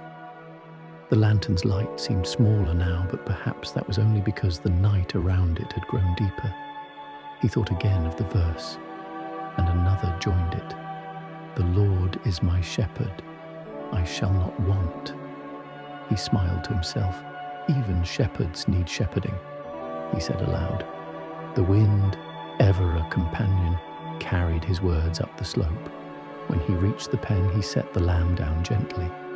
The flock stirred, making room.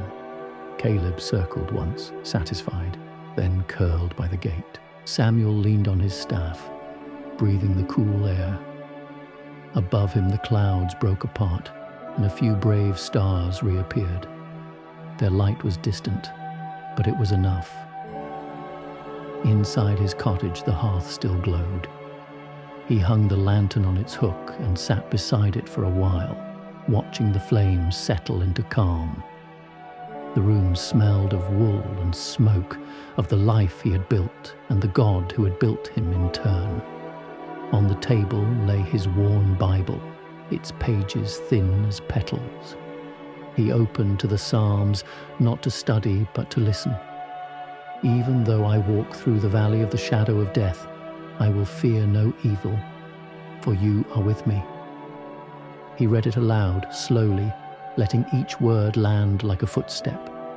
He closed the book, leaned back and whispered, "You always were." Outside, the hills were dark again, but in the window the lantern still burned. A small sun for the wandering, a reminder to anyone passing by that warmth could be found here. And in the distance, where the path curved away from the village, another light appeared, a traveller's torch, moving steadily toward home. Samuel smiled. He whispered a prayer for that traveller, for every traveller, the lost, the tired, the hopeful, then turned down the wick until the lantern glowed like the heart of an ember. Before sleep, he stepped to the door one last time. The air was cold and alive. Somewhere in the dark, the flock murmured softly. A living psalm carried on the wind. Samuel lifted his hand and blessed them as his father had once blessed him. "Rest well, little ones," he said. "The night is long, but the light does not go out." He closed the door, the flame flickering behind him, and the world outside went on breathing. Steady, eternal, beloved. God's light does not rush ahead of us. It stays close, enough for one faithful step at a time.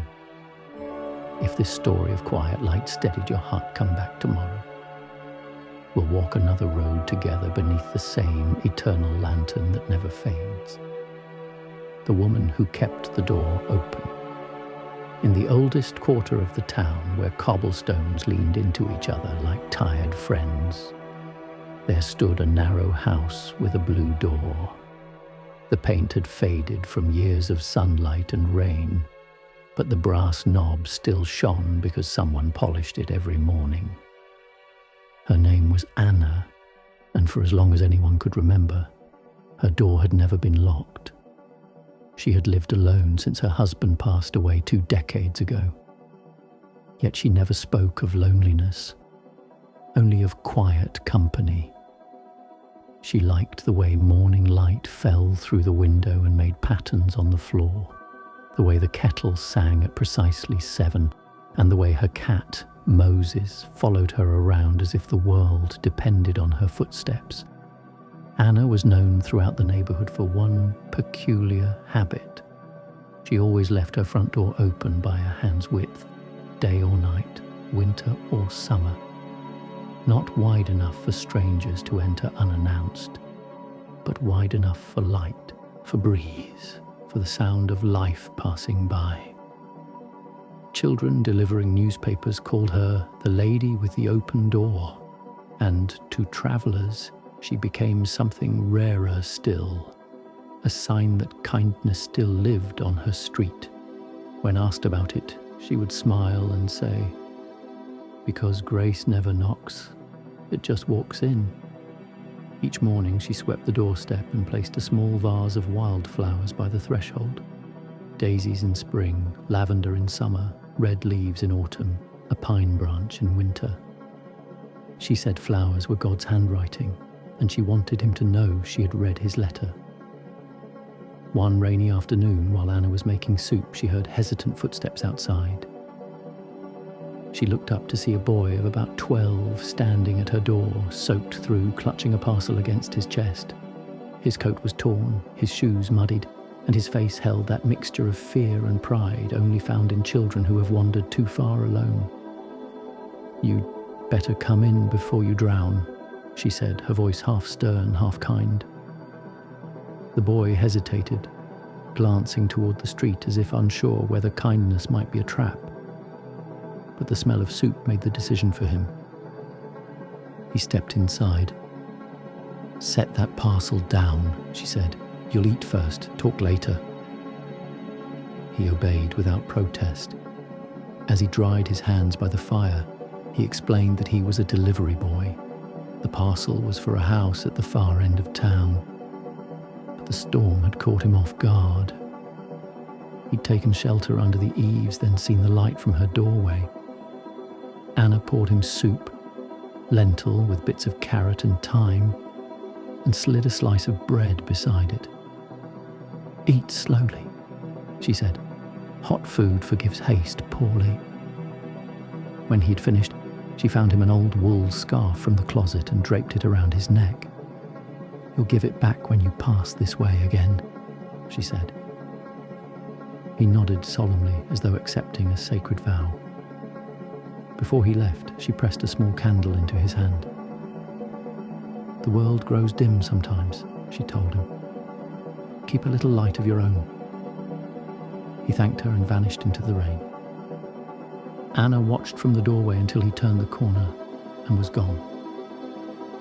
The days passed. The storm gave way to a stretch of clear blue skies, and the scent of earth returned to the air. Anna went on with her rhythms, sweeping, mending, feeding the cat, keeping the door open. She thought often of the boy, wondering if he'd reached his destination, if the scarf had kept him warm, if the candle had burned at least once before it was lost. Then one cold evening, nearly a month later, she heard a knock. When she opened the door, the same boy stood there, taller somehow, or maybe just surer. In his hands he held the wool scarf, washed and neatly folded. Inside it was a loaf of bread. "My mother baked this," he said shyly. She said thank you. Anna smiled, her eyes bright. "You kept your word," she said. "That makes you rarer than gold." He looked past her into the house, at the shelves of books, the ticking clock, the vase of winter berries. "Do you always keep your door open like that?" he asked. "I do," she said. "It reminds me that love doesn't live behind locks." He frowned slightly, as children do when hearing something that sounds true, but not yet understood. "Aren't you afraid?" he asked. "Of what?" she replied gently. "If trouble comes, it will find a way in whether the door is open or not. But if grace passes by and the door is closed, I might miss it." The boy nodded slowly, tucking the idea away like a treasure he would take out again someday. He left with the same politeness he had entered, and Anna closed the door, not all the way, just to its usual space of welcome. Years slipped by. Seasons came and folded over one another like pages in a well-loved book. The boy grew into a man, and one morning a letter arrived bearing a handwriting Anna didn't recognize. It was from him. He wrote to tell her that he now worked at a mission on the coast, helping those who had lost their homes. He ended the letter with one line: "I keep my door open too." Anna held the paper against her chest and whispered, "That's how light travels." That night, as she lit her lamp, she felt the familiar ache in her knees, the small, quiet loneliness that visits the old when the world grows still. But then she heard it. The faintest sound of feet on the cobblestones, the echo of laughter somewhere down the street, and the soft voice of the wind passing through her open door. It was enough. She smiled, feeling the warmth move through her like prayer. Later, a neighbor stopped by with bread. "Anna," she said, "don't you ever tire of all the drafts this door brings?" Anna laughed. "A draft is just the breath of heaven reminding us we're still alive." When night deepened and she went to bed, she left the lamp glowing by the door as she always did. The cat settled at her feet. Rain began again, soft, forgiving. Through the narrow opening of her door, the lamplight spilled out onto the street like liquid gold, stretching farther than the eye could see. And perhaps, though no one could prove it, that faint thread of light guided one more traveller, one more weary soul to believe that somewhere in the world, kindness still waited with a pot of soup and a door half open. An open door does not only let people in, it lets love keep finding its way back. If tonight's story of welcome warmed you, come back tomorrow. Another quiet light will be waiting. And perhaps another door left open for grace to enter. The bell maker's prayer. The town had always known the sound of its bell before it knew the hour. It was deep, round and human, a tone that seemed to rise from the earth itself and linger in the chest long after it faded from the air. It came from the tower of St. Michael's Church, and the one who cared for it was an old craftsman named Elias, the last bell maker still alive in that valley. Elias lived in a workshop just behind the churchyard where the walls smelled of metal, smoke, and time. The floor was always covered in dust that glimmered faintly like powdered gold. He moved slowly now, but his hands remained sure, the kind of hands that have spent a lifetime listening to material instead of commanding it. To him, bronze was not just metal, it was memory. Every bell he had ever cast carried a fragment of his prayer within it. He had begun as an apprentice when he was 16, sweeping the foundry floor, watching his master work with fire and patience. Over decades he had shaped bells for chapels, ships and monasteries far beyond the hills. But this, the great bell of St. Michael's, was his first and his last to ring in the place he called home. That winter, a storm struck the town with furious grace. Wind tore shingles from roofs, lightning split a nearby tree, and rain fell so hard it seemed to erase the outlines of everything. The bell tower took the worst of it. The wooden beams groaned, and one of the smaller bells cracked, its voice silenced mid-peal. When the storm passed, Elias climbed the narrow stairway to inspect the damage. His lantern cast thin circles of light along the stones, The great bell still hung there, immense and unmoved. He touched its side, cool, solid, scarred. "Still standing, old friend," he murmured.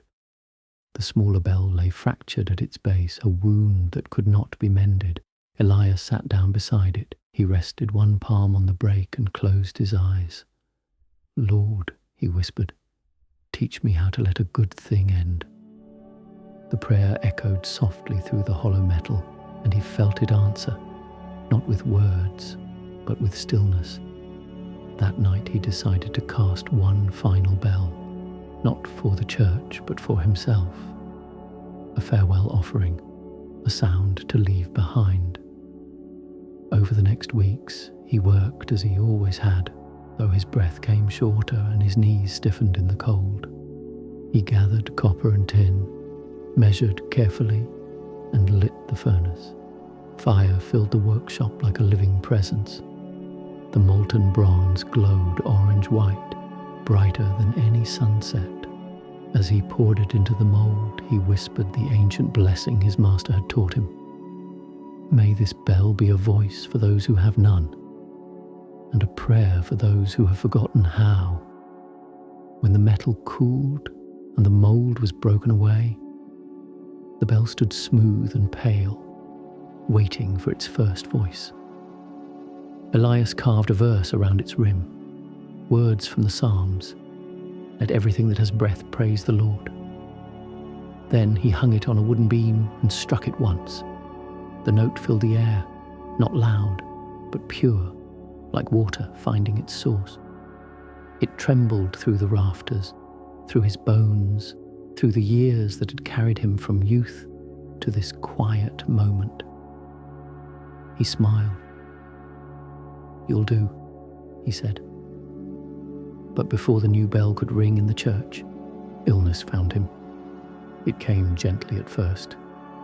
A cough, a fever, then a weakness that settled in his chest like winter fog. Neighbors brought him broth and bread, and the pastor came to read with him by the fire.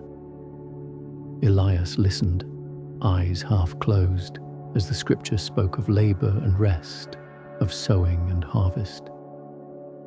"The metal returns to the earth," he said once, "and the sound returns to God." The night before he passed, rain began again, softer this time, washing the soot from the workshop roof. Elias asked the pastor to open the window so he could hear it. "It sounds like quenching," he whispered, "like the world cooling after being forged." His hand moved toward the small bell by his bedside, a keepsake from his first year as an apprentice. He touched it lightly. "Every note I made was only ever an echo," he said. "The real song belongs to him." When dawn came, he was gone, peacefully, as if simply carried away by the sound of his own unfinished prayer. The townspeople buried him beside the church wall, within hearing distance of his bells. On the day of his burial, the sky cleared and the air stood still. The pastor and a handful of villagers gathered in the churchyard. When the final prayer was spoken, the youngest apprentice, a boy Elias had taught the art of tempering bronze, climbed the tower to ring the new bell. He pulled the rope once. The tone that rolled out was unlike any other, strong but tender, both beginning and ending at once. It drifted over rooftops, down the valley and into the open fields, where shepherds paused to listen and children lifted their faces to the sound. In every home, people said later, that bells seemed to speak a language beyond words, not sorrow, not celebration, but something gentler. "Thank you." The pastor, standing near the grave, lifted his eyes toward the tower. "His work continues," he said softly, and in that moment, all who heard the bell felt the same thing, that heaven was closer than it had been a moment before. As evening fell, the apprentice returned to the empty workshop. The fire had gone out, but on the bench lay Elias's tools arranged neatly in a row. Beside them was a small scrap of parchment. On it, in an unsteady hand, he had written, "When the final casting cools, light another fire, for the maker never stops making." The boy folded the note and set it beneath the bell's beam, where the last light of sunset touched it like gold leaf. Then he struck the bell once more. The sound rose and fell, carried by the wind over fields and homes, across time and memory, the last prayer of a bell-maker who believed that work done in love never truly ends. And somewhere beyond the clouds, beyond sound and silence alike, the master craftsman listened and smiled. Every life, when struck by love, becomes a bell, its echo reaching further than we'll ever know. If tonight's story brought a stillness to you, come back tomorrow. Another quiet story will wait, where faith and craft meet under the patient hand of God. The bridge at evening came to the river like a hand smoothing a rumpled sheet. The day's blue softened to pearl. Swifts stitched dark arcs above the water, and the old stone bridge, 5 arches, lichen along the parapet, gathered the last light into its worn shoulders. People had crossed here for centuries. Carts and weddings and quiet griefs had passed over these stones. If you stood still long enough, you could almost hear the footsteps layered in the mortar. At the town side of the bridge lived Hannah, keeper of the lamps. It was not an official title. She had simply begun many years ago to light the iron lanterns at dusk and trim them again before dawn. After her husband died, she found that the business of small flames gave order to a heart that had been left too quiet. So each evening she carried her little tin box of matches and a wad of cotton wick, and she went from post to post, whispering the same 4 words as she worked: "For those who cross." She did not hurry. She set her palm to the iron, steadying it, then cupped the match against the breeze, its sulphur bloom sweet and sharp. The first lantern caught and went on breathing without her. She smiled the way one smiles when a child takes a sure first step. Across the river, marsh reeds leaned and straightened again, keeping time with the faintest wind. A fisherman packed his net, the rope slapping the wooden slats of the pier with a friendly thud. From the road behind Hannah came the soft clop of a baker's old mare, and the smell of warm crust carried strangely far on cool air. The world, she thought, was practicing its evening liturgy. She was lighting the 3rd lantern when a boy appeared, hair wet from the river, shirt stuck to his ribs. He could not have been more than 12. He pretended not to be watching her, then asked without preamble, "Do you get paid to do that?" Hannah laughed softly. "Only in the coin that doesn't clink." "What kind of coin is that?" "Peace," she said, "and the sight of people finding their way." He nodded, as if this was a currency he could imagine. "My father says the bridge should be replaced," he offered. "Says it's too old. The new ones in other towns don't need lamps." "New bridges are good," Hannah said, trimming a stubborn wick, "but old ones remember us." She glanced at him, "And lamps remember too." They walked together to the next post. The boy kept pace in the way of a child trying to be casual about caring. "Were you here during the flood?" he asked. "I was," she said. "I held this very post. The river climbed to my knees. People came across in a line, hand to shoulder, shoulder to hip. I couldn't have stopped the water if I'd been 10 Hannahs." She struck a match, but even the frightened like to see where their feet go. At the middle of the bridge they stopped. Below, the river murmured in its many tongues, eddy against pier, reed against reed, fish, fin against dusk. The boy leaned over the parapet, balanced by youth and curiosity. "Sometimes I think the river is talking," he said, "It is," Hannah answered. "It says, 'Keep going and keep returning.'" A man approached from the far side, hat in hand, carrying a battered case. He walked like someone measuring distance against endurance. When he reached them, he paused, nodded to Hannah, and set the case down as if it were both heavy and dear. "Do you keep this bridge?" he asked. "I keep the lamps," she said. He looked at the lit posts, and something eased behind his eyes. "I've come to see my brother," he said. "We haven't spoken since our mother's funeral." He glanced at the case. "Letters we never sent." Hannah did not ask for the story that stood behind the words. Instead, she reached into her apron and drew out a small square of linen, the kind used to polish lantern glass. She offered it without comment.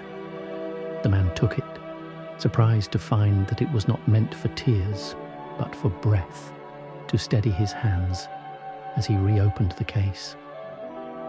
He smiled, a brief, grateful hitch at the corner of his mouth, and moved on. The boy watched him go. "Do you think they'll make peace?" "I think bridges were built to make agreements with feet first," Hannah said. "He's already crossing." A woman and a child came next, the little girl carrying a basket too big for her arm. The girl peered into one lantern and gasped as if she had found a star kept at human height. "Don't touch," the mother murmured, but Hannah was already bending, showing the girl the way light made a thin leaf's veins glow like a secret map. A gust shouldered the river. The flame wavered but held. Hannah felt an old, familiar gratitude that a small held thing can instruct the large, unheld world. She spoke not to the boy, not to the passers-by, but to God, who had never stopped walking this bridge, for those who cross in anger, for those who cross in hope, for the weary, for the brave, for the ones who cannot yet forgive. Light their steps one by one. The boy fidgeted. "Is that a prayer?" "Only if someone hears," she said. They lit the last lamp at the far arch, then turned back. Evening had thickened to a blue that tasted faintly of stone. A heron lifted from the shallows, its wings a slow benediction. The fisherman, finished with his nets, raised a hand to Hannah. She returned the gesture with the gentleness of a habit made holy. Halfway home across the bridge, they came upon two men standing too close, their voices low and taut. A name was spoken like it hurt. A date was named like a verdict. Hannah did not look away. She set down her tin box and, as though she were mending a hem, lifted the glass of the nearest lantern and trimmed the wick, then replaced the chimney with the quiet authority of someone tending to what can be tended. It is hard to quarrel under honest light. The men grew self-conscious, then weary. One muttered, "We'll talk when the children are asleep," and the other nodded. They separated, not reconciled, not yet, but no longer sharpening the air with their words. The boy let out the breath he had held. "Did you do that?" "No," Hannah said. "The lamp did. And perhaps the river, which is always on its way to the sea and never once brags about it." They reached the town side. Hannah hung her tin box on its hook by her door and set water to boil. The boy stood awkwardly at the threshold, the way children do when gratitude does not yet know its shape. "Would you like bread with jam?" she asked. He brightened, then remembered to be respectable. "Yes, please." They ate at the small table by the window. From there they could see the lanterns in a row, pearls along the spine of the bridge. People kept crossing, each one in the same measured hush. Two fishermen sharing a joke, a nurse walking home with her shoes in her hand, a pair of lovers who had not yet spoken the word forever aloud. The lamps did not judge, they only revealed. "Do you ever miss him?" the boy asked suddenly, eyes on the bridge, but voice angled toward Hannah's empty second chair. "Every morning," she said. She set her palm on the tabletop flat and steady. "But grief learned the bridge too. It meets me in the middle now. We turn and walk home together, and it lets me sleep." The kettle found its small voice. Hannah poured. Steam rose, then vanished. She tore the bread, handed him the larger half, and did not comment when he saved the last bite to press against the jam smeared on his plate, picking up sweetness that would have been thrown away. Night settled. The lamps made little amber islands on the water below, their reflections trembling, never breaking. Somewhere a bell marked the hour, not loudly, but the way a heart marks a memory, here, still here. When the boy left, he took the stairs 2 at a time, then turned and came back down the last 2 to say, "If you ever need help, I can light the far lamp. I know how now." Hannah nodded, as if formally deputizing a junior lamplighter in a kingdom where such appointments still mattered. "For those who cross," she reminded him. "For those who cross," he repeated, and the words fit him like a coat he might grow into. Later, before sleep, Hannah walked once more to the centre arch and stood alone. The river moved beneath like a long prayer, going where it must, carrying what it could. She placed her hand on the warmth of a lantern and felt, as she sometimes did at day's end, the gentlest answer rise in her. Light enough for this step, light enough for the next. That was all she had ever truly asked. She turned toward home. Behind her the bridge kept its vigil, and the lamps held their quiet tongues of fire, steady as the love that first taught someone to lift a match in the dark and whisper 4 words, "For those who cross." Bridges do not argue or preach, they carry, and under a small, honest light, hearts learn to cross too. If tonight's crossing eased your steps, come back tomorrow. Another quiet path will be waiting, and perhaps another lamp to steady the way. The last morning star. Before dawn the world held its breath. The hills were still blue with sleep. The trees stood in silhouettes, each waiting for the light to choose them again. And above it all, hanging like a single thought that refused to fade, shone one last star, pale gold against the thinning dark. Reuben, the caretaker of the chapel by the lake, stood at the doorway with his coat pulled tight and a lantern swinging from his hand. He had made a habit of rising before anyone else, long before the bell rang, to open the doors, sweep the floor, and light the candles. No one had ever asked him to. It was simply what his heart required. If someone prays early, he used to say, the room should already be ready to listen. The chapel was small, whitewashed walls, wooden pews polished by generations of hands, and windows that looked east, where the sun always began again.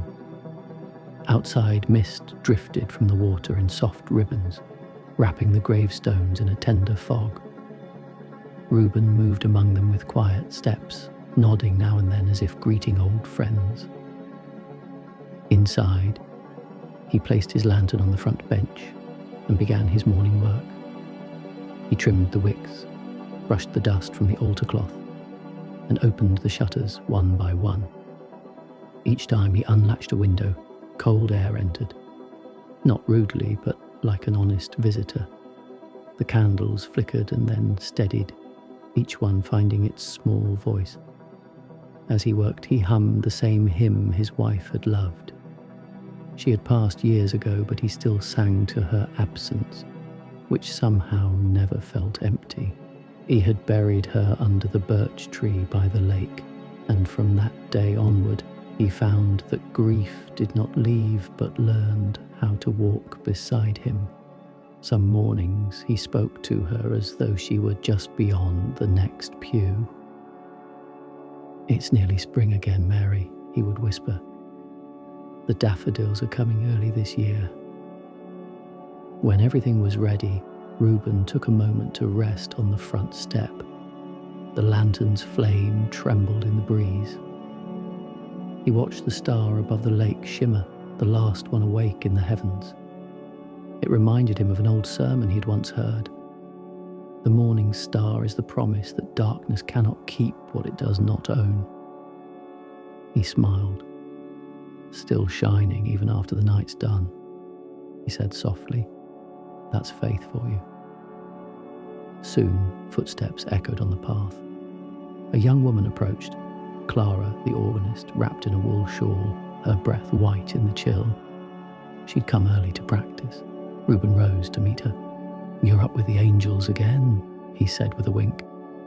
"I like when the notes are the first sound the day hears." She replied. He nodded. "Then we'll give the morning something beautiful to wake to." Inside, Clara took her place at the small pipe organ. Reuben lit the last candle near her bench, then stepped back. The first notes rose slowly like a prayer stretching its limbs. The tune was old, the kind sung in fields and small churches where hands were rough and faith was steady. The sound filled the room and slipped through the open door into the mist beyond. Reuben listened, eyes closed. It reminded him of all the mornings he'd tended here, the winter storms when only one candle could stay lit, the summer weddings when laughter spilled through the windows like sunlight, the funerals where his hands had shaken as he carried flowers to the altar. So many moments, all stitched together by the same mercy that kept the star burning now. When Clara finished, the light outside had changed. The first hint of gold touched the water, and the star above it began to fade. Not abruptly, but gently, as if it were laying down to rest after keeping watch. Reuben stepped to the door again, lantern in hand, and looked toward the lake. He thought of all the nights he had walked that same path with his flame trembling before him, some nights of fear, some of prayer, some of simple duty. And now, as the sky brightened, he realized he no longer needed the lantern's light.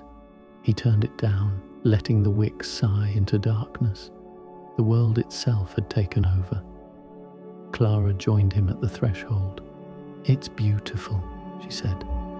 "Yes," he answered. "Every day the same miracle, and somehow it never grows old." They stood together as the sun lifted over the horizon. The mist scattered and the chapel windows caught fire with reflected light. The bell in the tower began to toll. 1, 2, 3, its voice warm and steady. People would soon arrive with their baskets, their prayers, their tired hope. But for this one moment, the world belonged only to the morning and the star that had waited long enough to see its promise kept. Reuben bowed his head. "Thank you," he whispered, "for another beginning." Then, turning back to the chapel, he saw something that made him pause. On the pew where he had left his lantern, the glass still held a faint reflection, the tiny echo of the star that had vanished from the sky. It flickered once, then went out completely, as if heaven itself had said, "You may rest now. We'll keep the light from here." Reuben smiled. He closed the chapel door halfway, leaving it just ajar for whoever might come seeking warmth. He hung the lantern on its hook, took off his cap, and sat for a long while beside the lake. The birch tree swayed gently in the dawn breeze, and somewhere far above, birds began their first tentative songs. The water caught the newborn sunlight and scattered it in shards of gold. In that moment, Reuben understood what his years of rising early, of lighting candles, of sweeping empty pews had all been, leading toward. Not perfection, not recognition, but peace. The kind that does not announce itself, only arrives, sits quietly beside you and says, "You did well. Now rest in the light you've been keeping for others." He watched the ripples widen across the lake until they disappeared into calm. The bell rang again, this time lighter, as though the air itself had joined in prayer. And when the townsfolk came up the path a little later, they found the chapel open, the candles lit, the hymn book resting on the bench. Everything ready for the day's first Amen. Reuben was gone from sight, but not from the morning. His coat hung neatly by the door, and the lantern, though unlit, still glowed faintly in the sunlight, its glass catching what remained of the last morning star. When faith has done its work, the dawn takes over, and even the keeper of the light is finally at rest. If this final story brought you calm, stay a while, let the morning find you in peace. And may the same light that kept Reuben's lantern guide you safely into every new dawn. The potter's field. The road to Bethany wound through olive groves and stony ridges, quiet except for the low murmur of doves. A thin line of smoke rose from a kiln at the edge of the village, the workshop of Eliab, an old potter whose hands had shaped vessels for nearly 50 years.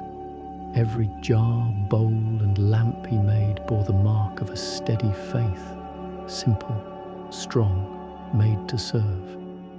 He had no apprentices left.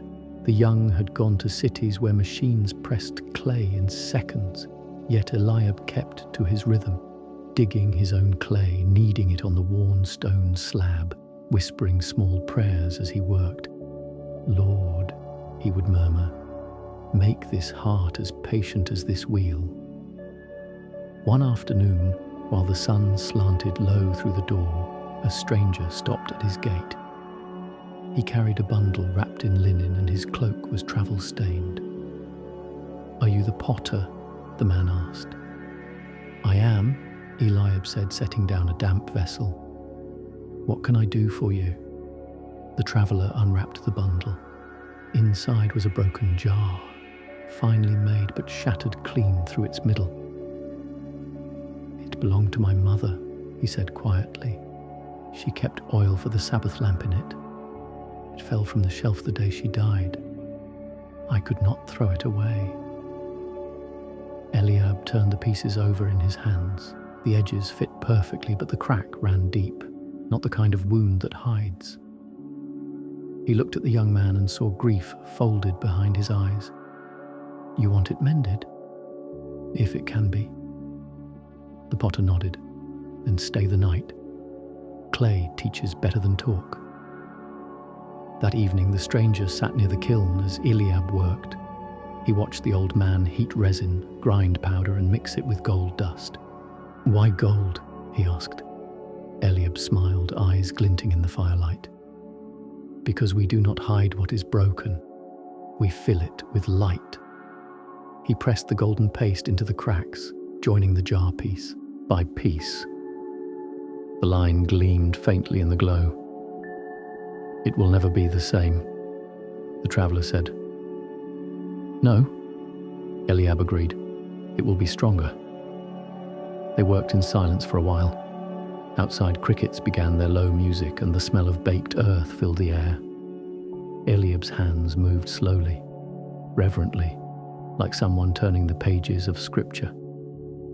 "When I was young," he said, "I broke many pots before I learned the weight of clay. But God never broke me without reason. Every time he pressed, I became more true to his hand." The traveller said nothing, but his shoulders loosened. The fire painted both faces in amber and shadow, the old man who had lived long enough to trust the pressure, and the young one still learning to survive it.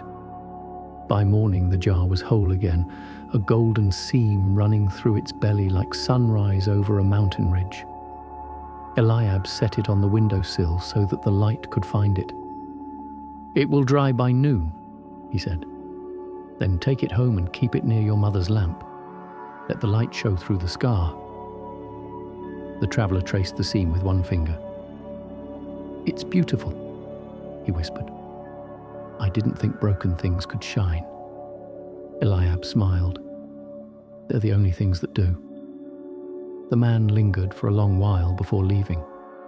When he finally went, he left a coin on the table, more than the jar was worth. Eliab tucked it away in a small wooden box with other coins left by travellers. That box he called the Field Fund. Money for graves, for strangers with no place to rest.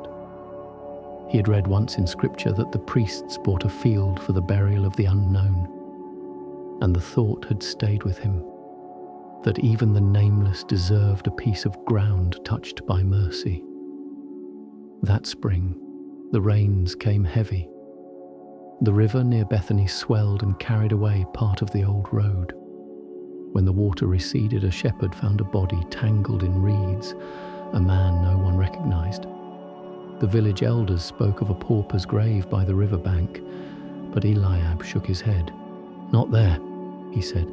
"Give him the potter's field." They buried the stranger near the grove, where the soil was soft and clean. Eliab placed a small clay marker at the head, nothing ornate, only the shape of a jar, half open to the sky.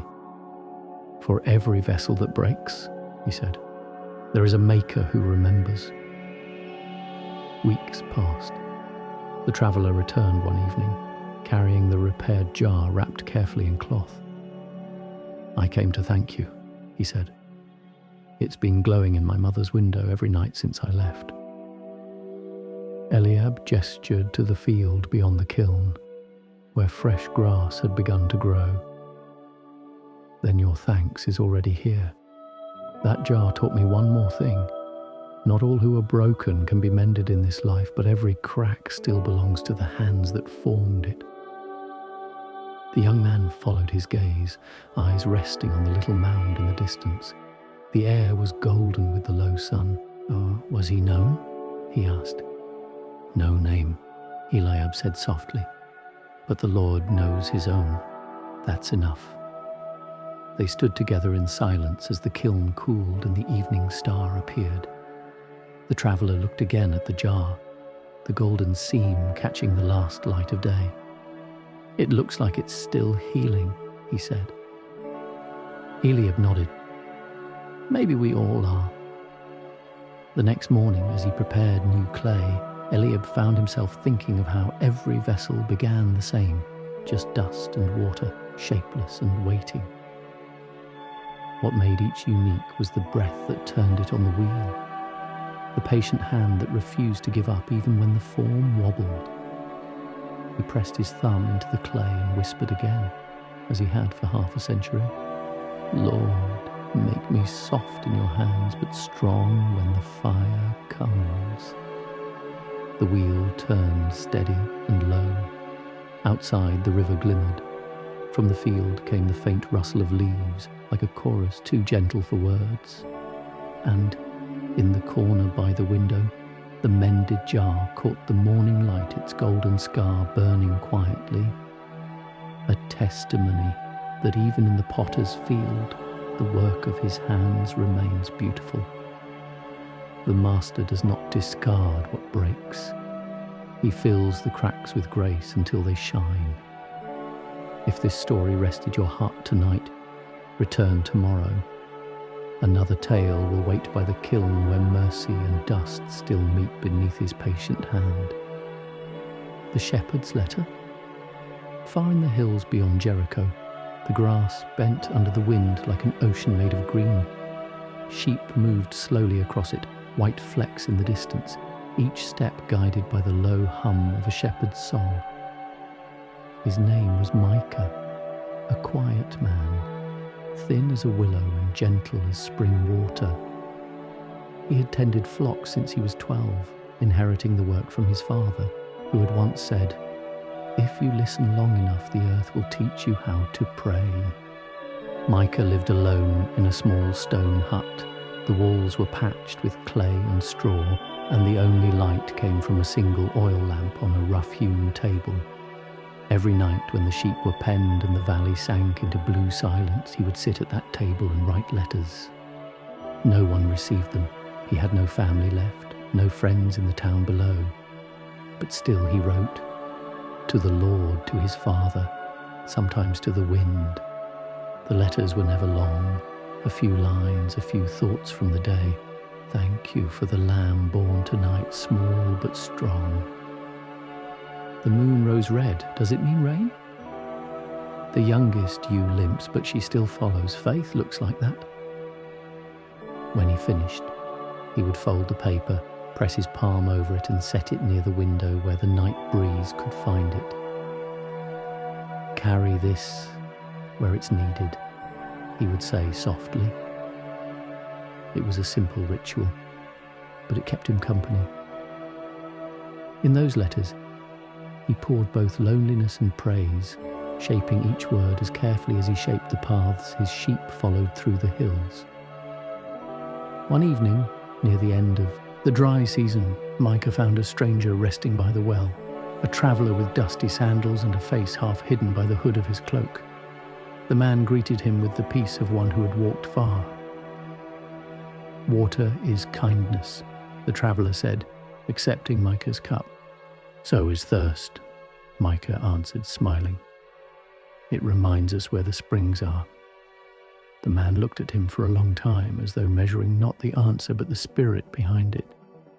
Then he said, I've been searching for a message left for me, something written, but not to me directly. The Lord told me I would find it in the hills. Micah frowned gently. I've written many messages, he said, but none were meant for strangers. The traveller nodded. Perhaps that is why they reach the right hearts. That night, Micah shared his fire and his bread. The traveller listened as he spoke about the flock, the stars, and the silence that sometimes pressed so near it felt alive. When the fire burned low, Micah brought out his letters, a small bundle tied with twine. These are all I have, he said. They are prayers, more than words. The traveller untied the bundle and began to read. His eyes moved slowly, and each time he finished a page, he would close it gently, as if setting a bird free. Finally, he stopped and said, This one. He handed Micah a single page, the one written after his father's death, years ago. If the Lord still speaks through shepherds, the letter said, tell me how to lead when the voice of the one who taught me is gone. The traveller's gaze was soft but sure. He sent me for this one. Micah's heart trembled. Who are you? The man smiled. A messenger who listens better than he speaks. Your prayer reached further than paper. Micah felt tears he hadn't expected. The firelight blurred. And what is the answer? The traveller rose, wrapping his cloak again. You already have it, he said. The flock still follows you. Lead them the way he leads you, with patience, not power. Before Micah could speak again, the man had stepped into the darkness. His figure moved between the olive trees and vanished into the wind. Only the faint echo of sandals on stone remained, a rhythm that felt both human and divine. Micah stood there for a long while. He held the letter in his hands. The ink faded but clear. The night sky opened above him, vast, silent, familiar. He could almost hear his father's voice. If you listen long enough, the earth will teach you how to pray. He turned toward the pen. The sheep were restless, their shapes shifting in the starlight. Micah opened the gate and walked among them, touching each with a quiet word. Rest, he murmured. All is well. One small lamb had wandered close to the edge of the ravine. He lifted it gently and carried it back, his heart steadying with each step. When he set it down, it pressed its nose against his hand, as if to say thank you. By the time the moon reached its highest point, peace had returned to the valley. Micah went back to his table and wrote a final letter. Lord, the messenger came. He said you heard. I will keep walking where you've placed me, one step, one song at a time.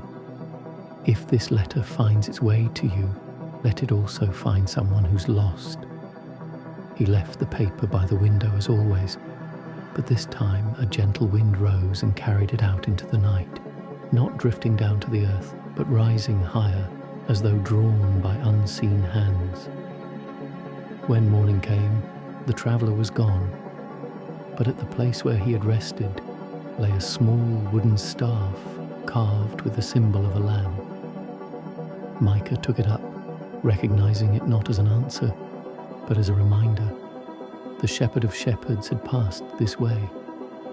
Years later, villagers who came to buy wool from Micah would sometimes find scraps of paper caught in the thorns along the road, bits of writing weathered and soft. They said they always brought peace when read aloud, though no one knew who wrote them. And so the letters of the quiet shepherd lived on, passed from hand to hand, heart to heart, prayers written by a man who spoke to God as simply as he tended his sheep. When Micah grew old and his sight dimmed, he no longer needed to write. He would sit by the doorway at sunset, watching the flock gather for the night and whisper. They all found their way home. Then, closing his eyes, he would rest in that same peace, the one he had been sending into the wind all along. The prayers we send into silence are never lost. They return as guidance in another's time of need.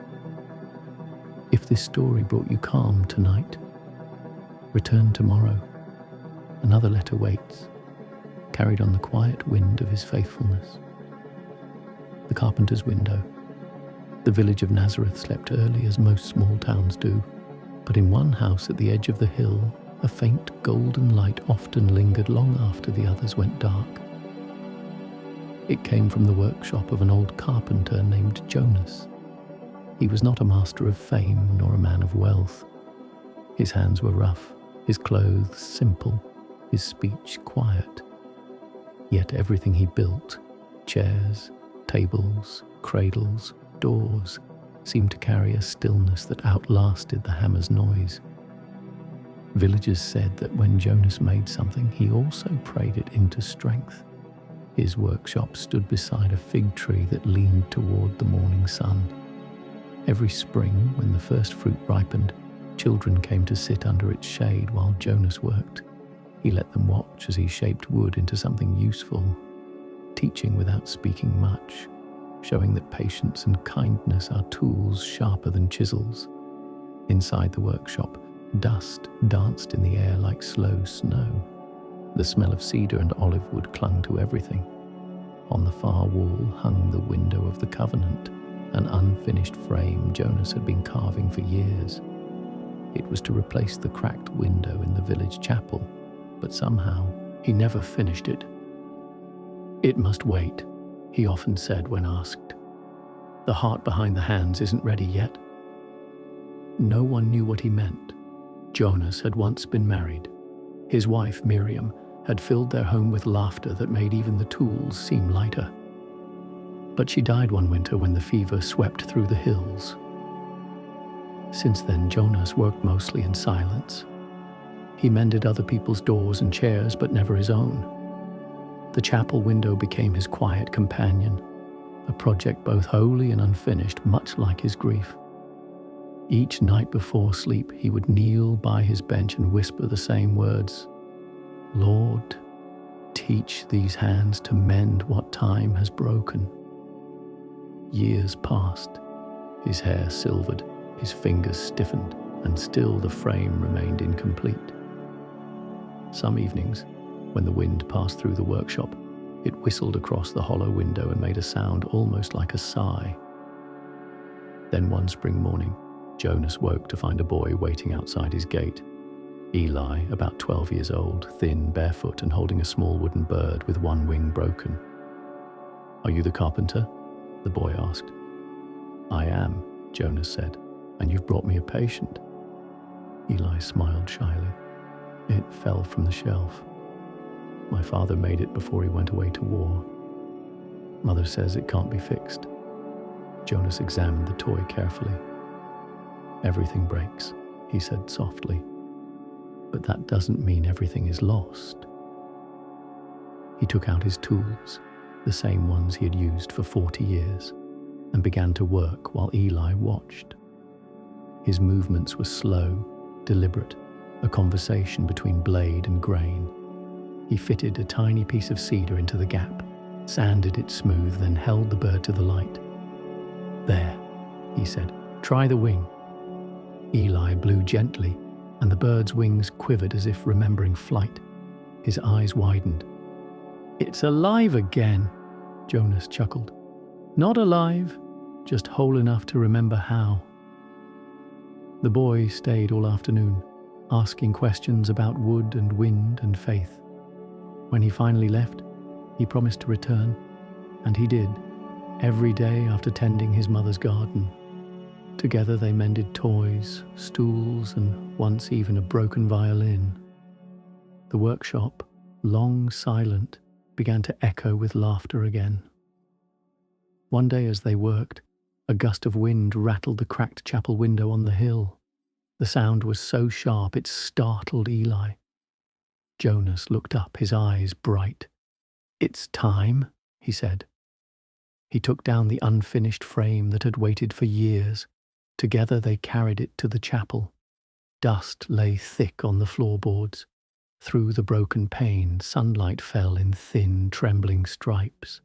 Jonas knelt by the old window, placed his calloused fingers on the stone and whispered, "I'm ready now." Eli stood beside him as he worked. He didn't rush. Each cut, each joint, each smoothing stroke was done as though the act itself were prayer. When at last the frame was set, Jonas stepped back. The new wood glowed honey gold in the light, simple yet full of grace. "Why did it have to wait so long?" Eli asked quietly. Jonas smiled faintly. "Because I had to learn how to see through it." That evening, the villagers gathered for the first service after the repair. As the sun descended, its last rays poured through the new window and bathed the small chapel in amber light. The faces of the people glowed warm and peaceful. Someone began to sing a psalm, soft and sure. Jonas stood at the back beside Eli, his eyes wet but calm. When the service ended, he touched the boy's shoulder. "You fixed more than that bird, you know." Eli frowned. "What do you mean?" "You gave an old man courage to finish what love began." Eli smiled, and for a moment Jonas saw in the boy's face a reflection of his younger self, hopeful, unbroken, unafraid to start again. That night, Jonas returned to his workshop. The moonlight filtered through the leaves of the fig tree, casting moving patterns across the bench. He sat down, folded his hands, and closed his eyes. "Thank you," he whispered, "for letting the light through, even when the wood was not yet ready." The next morning, the villagers found the carpenter asleep at his bench, head resting on his folded arms, the tools neatly arranged beside him. He looked peaceful, as if still listening to a hymn only heaven could finish. Eli came running when he heard. He stood quietly in the doorway, tears catching the light. Then he noticed something on the table, a small wooden cross carved with care, and a note beneath it in Jonas's trembling hand. "To the boy who taught me to see again, keep mending and keep believing. The light always finds its window." Years later, Eli would become the new carpenter of the village. Every spring he repaired the chapel window, oiling the frame so it would not crack. And each time the sun passed through it, the dust inside the chapel turned to gold, a quiet reminder that what one heart begins in love, another can finish in faith. The hands that mend for others become windows for God's light to enter the world. If tonight's story brightened your heart, come back tomorrow.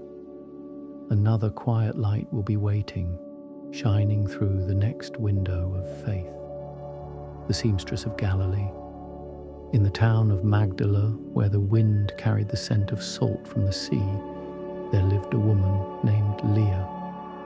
She was a seamstress, not famous, not rich, but known by every villager who had ever worn one of her garments.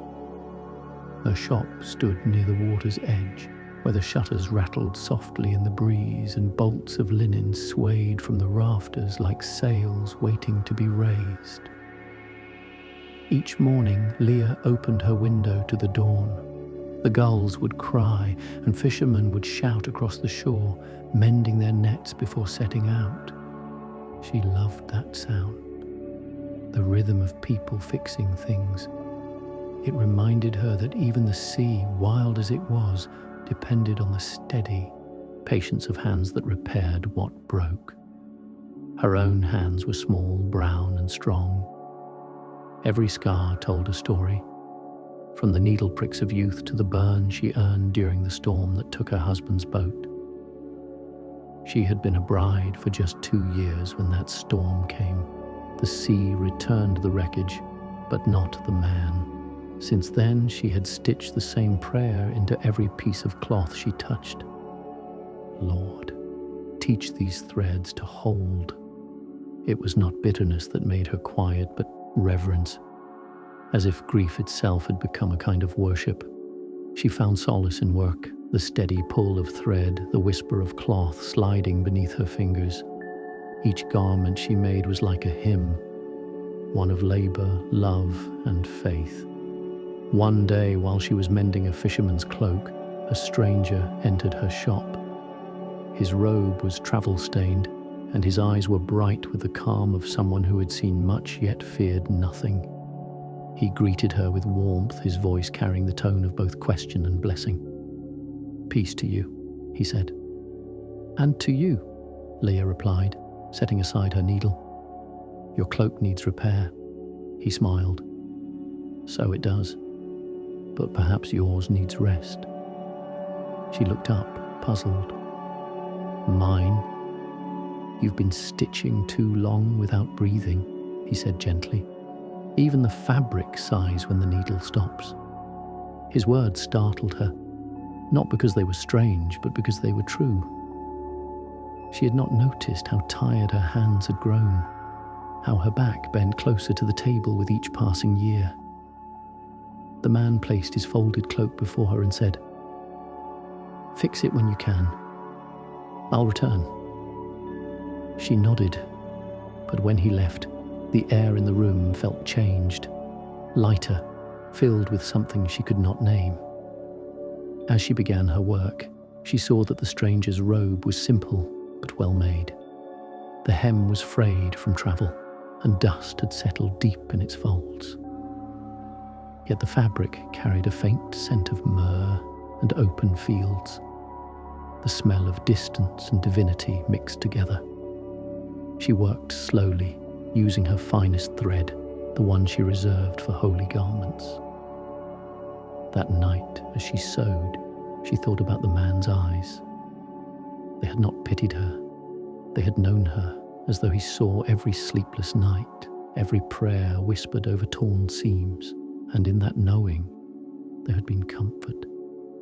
When she finished, she held the robe up to the lamplight. The mended hem shone faintly, stronger where it had once been weak.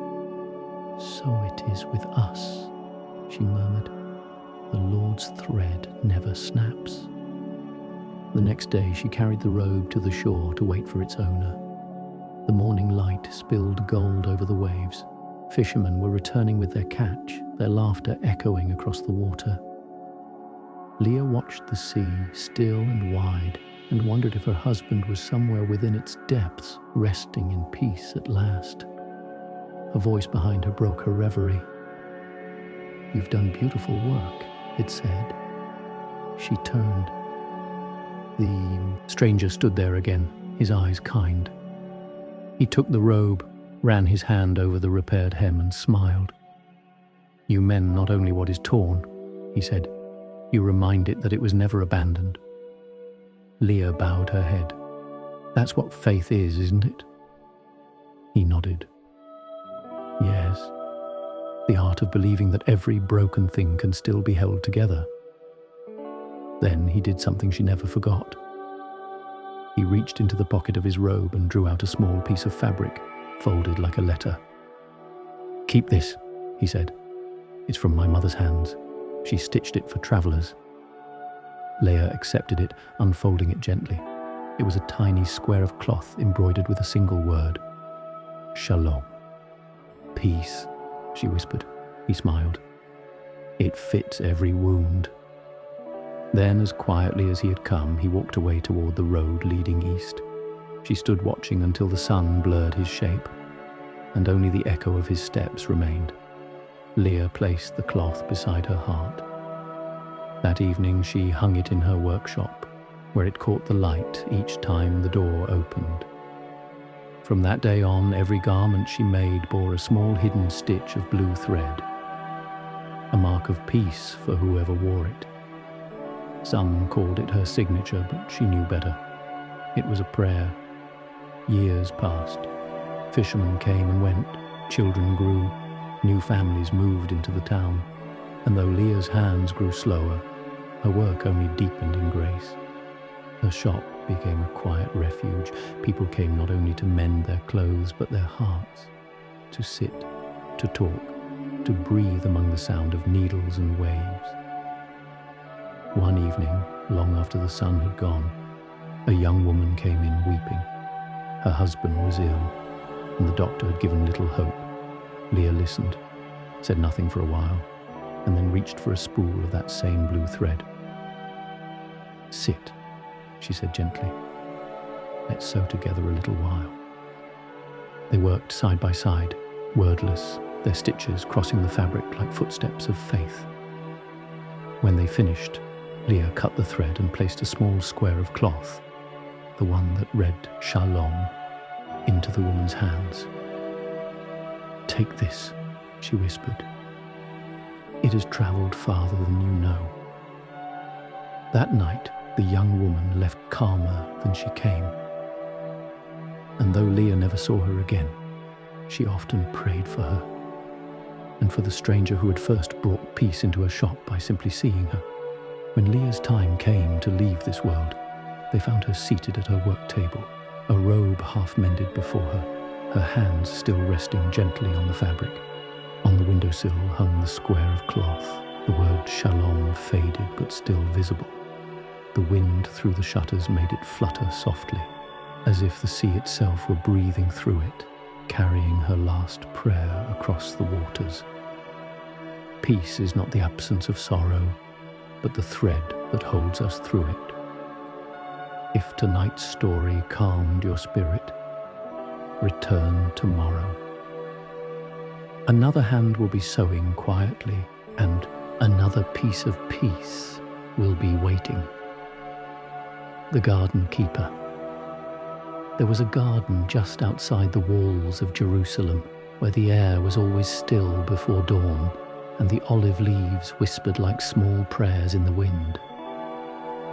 No one paid much attention to it, not the soldiers, not the merchants, not even the pilgrims passing through the gates. Yet for one old man named Thomas, it was the whole world. He was the keeper of the garden, a task he had inherited from his father and his father before him. For nearly 40 years he had risen before sunrise, swept the paths, watered the roots, and mended the crumbling stone walls. The garden was not grand. It held only a few olive trees, a fig, and a patch of lilies that bloomed even in dry seasons. But to Thomas, it was a living psalm, each leaf, each stone, a verse of praise written in creation's handwriting. He was not learned in Scripture. He could not recite the law as the rabbis did, nor argue matters of doctrine, but he understood soil. And sometimes when he knelt to pull weeds or press new seeds into the earth, he would whisper, "You made man from dust, Lord. I am only giving it back in gratitude." The garden had seen much. There were nights when soldiers' torches flickered just beyond its walls, and days when travellers rested under its fig tree, unaware they were sitting in a place touched by centuries of prayer. Thomas never asked who they were or where they came from. He simply offered water, a seat, and silence, 3 gifts that healed more than words ever could. One spring, after a long drought, a stranger came through the gate. He was tall, weary from travel, his robe streaked with dust, yet his face carried the kind of peace that comes from deep wells. "Is this your garden?" he asked. "I only keep it," Thomas replied. "The soil belongs to God." The man smiled. "Then you are a good servant of a generous master." He walked among the trees, touching the bark gently as if greeting old friends. Thomas noticed the man's hands, strong yet bearing faint scars. When the stranger stopped by the lilies, he knelt and said softly, "Even Solomon in all his glory was not dressed like one of these." Thomas had heard that verse once before from a travelling preacher, but here, spoken again by this quiet man, it sounded alive. The words did not describe the lilies. They blessed them. "Will you rest here a while?" Thomas asked. "Yes," the stranger said, "for a little while." They shared bread beneath the fig tree. The stranger spoke of mercy as if it were sunlight, something that grew freely and could not be owned. He spoke of forgiveness that restored the soil of a heart made barren by bitterness. His words were gentle, but they carried a weight that made the air feel sacred.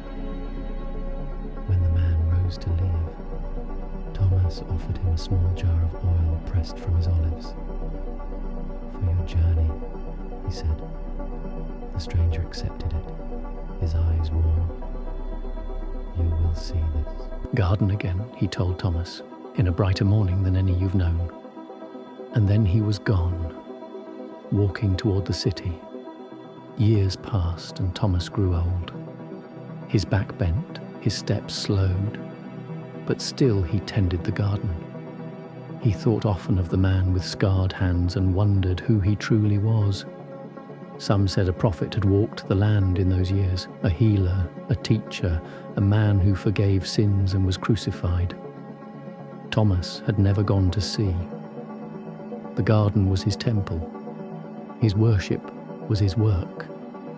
Then one evening, a woman came running through the gate, her veil slipping, her breath sharp with both fear and hope. "They say the tomb is empty," she cried. "He has risen." Thomas looked up from where he was watering the lilies. His heart stilled. "Who?" he asked softly. "Jesus," she said, tears trembling on her face. "The one they crucified." The jar of oil in his memory, the scars on the stranger's hands, they flashed before him like lightning breaking the horizon. He sank to his knees among the lilies. "So it was you," he whispered, "and you said you'd be back for the morning." He wept then, not in sorrow but in awe, tears that watered the roots better than any rain. When dawn came, the lilies opened wider than ever before, white petals catching the first light like open palms. After that day, Thomas worked with a different rhythm. He no longer hurried or worried over drought or decay. "The soil knows resurrection now," he would say. "Death can no longer hold even the smallest seed." Children came to learn from him how to prune gently, how to plant deep, how to trust the waiting season. He would show them how to cup a handful of earth and say, "Look, this is what hope feels like." One afternoon, many years later, a young boy found Thomas sitting beneath the fig tree, eyes closed, a faint smile on his face. The watering jar lay tipped beside him, spilling a thin stream of water into the soil. The lilies swayed in the soft wind, their fragrance sweet and full. Thomas had gone home quietly, leaving the garden in bloom. They buried him under the same fig tree, where roots and prayer intertwined. And when the rains came that year, the garden grew as it never had before. The lilies spread across the walls, climbing toward the sunlight, as though they were reaching for the very place from which mercy had first spoken to them. Travelers still stop there sometimes. They say the air feels different inside those walls, gentle, almost listening. And when the wind moves through the leaves, it sounds like someone whispering, "You will see this garden again." Every patch of earth touched by love becomes holy ground, for the gardener never leaves his soil unattended. If this story brought peace to your evening, come back tomorrow. Another garden will open, blooming softly under his patient hand. The innkeeper's candle. The road to Bethlehem was quieter now. Years had softened the stones, and the bustle of travellers had faded to memory. Yet at the corner where two dusty paths met stood a small inn, weathered, humble, its roof patched more with grace than timber. It was kept by an old man named Samuel, who had grown so used to strangers that solitude itself felt like a guest that overstayed.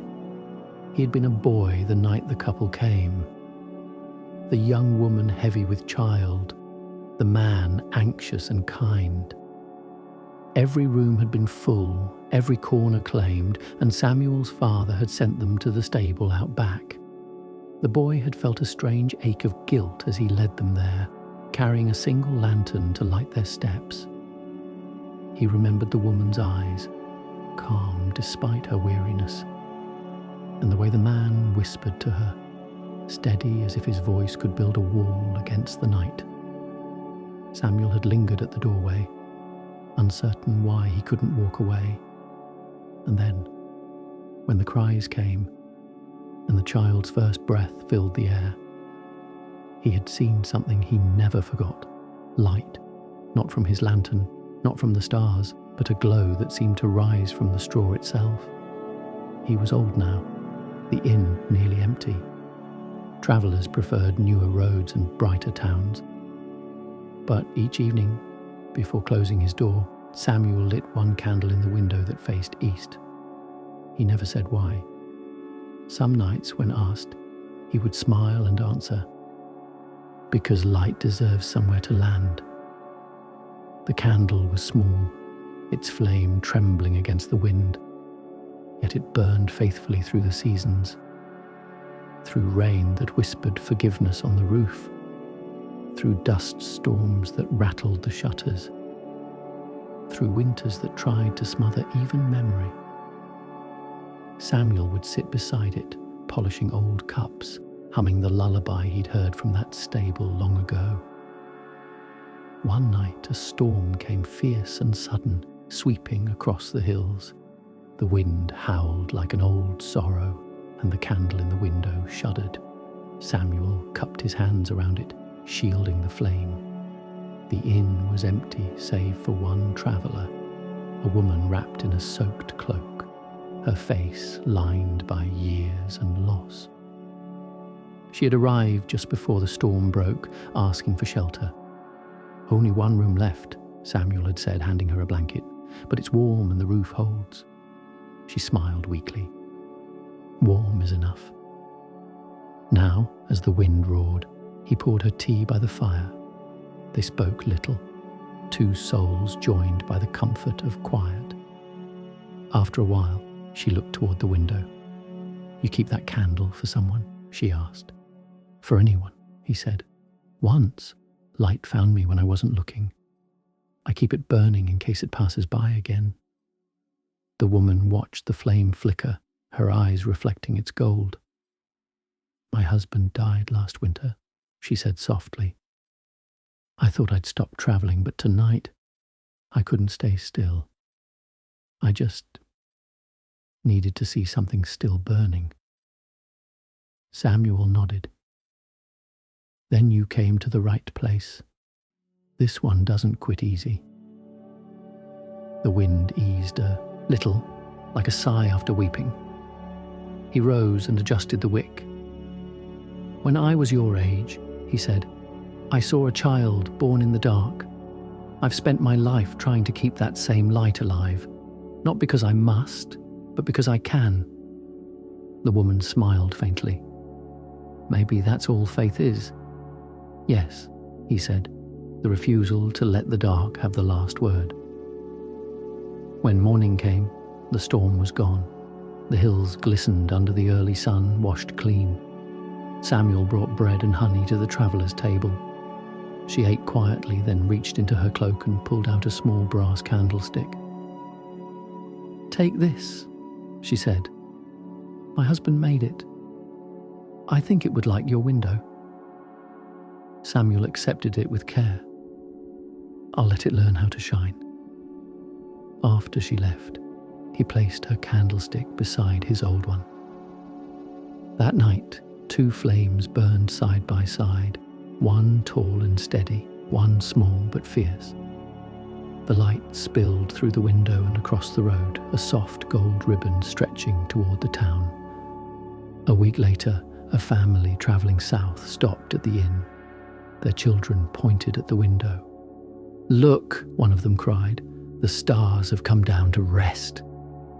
Samuel laughed and welcomed them in. The father asked for food. The mother cradled a sleeping baby. As he set the table, Samuel noticed the way the lamplight touched the child's face, and for a moment, time folded. The years between that night in the stable and this one vanished like mist. He whispered a quiet thank you to the God who keeps arriving in ordinary places.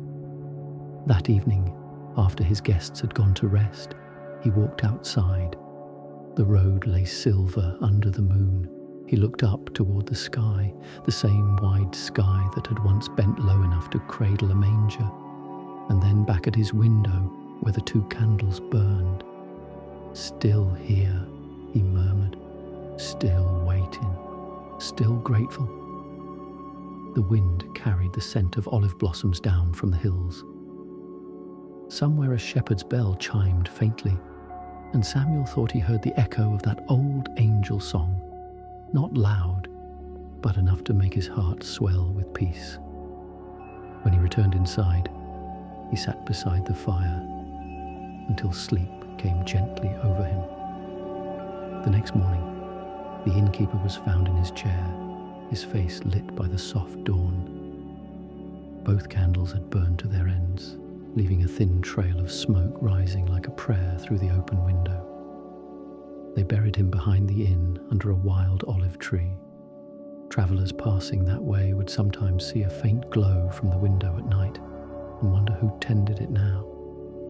But those who believed would smile and say, "The keeper never really left. He just moved closer to the light."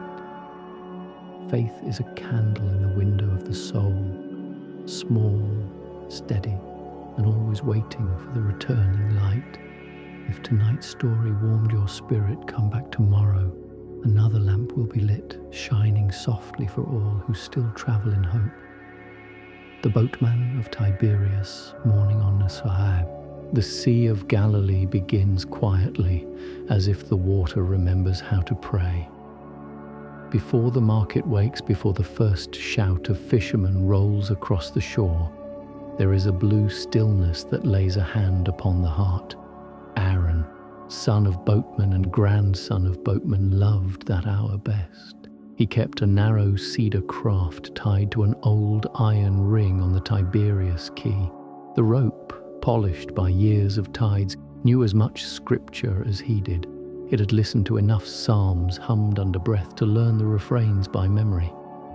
His father had taught him the lake's moods by listening rather than arguing. "The sea speaks first," the old man would say, dipping his oar. "You answer with patience, not muscle." Now the father was gone. The oars were Aaron's, and Patience was a teacher who never stopped repeating her lesson.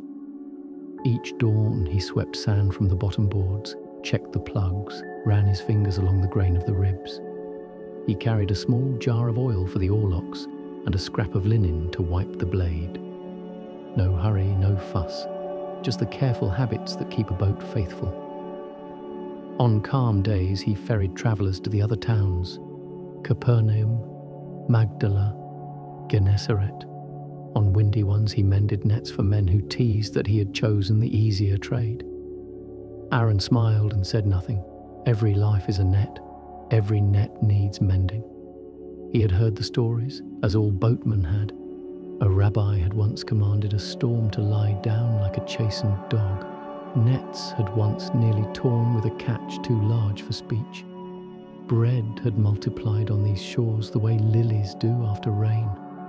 Aaron had not seen those days. He had been a boy catching minnows with a string and a pin, but he had grown into a man who believed water remembers the feet that crossed it. One afternoon, a traveller came to the quay, cloak dusty, sandals pale with road chalk. He carried no pack, only a rolled letter bound with twine. "To the east shore," he said, pointing, "if the wind allows." "It will," Aaron answered, reading the lake's skin. Tiny cat's paws stitched the surface, not yet teeth, only whispers.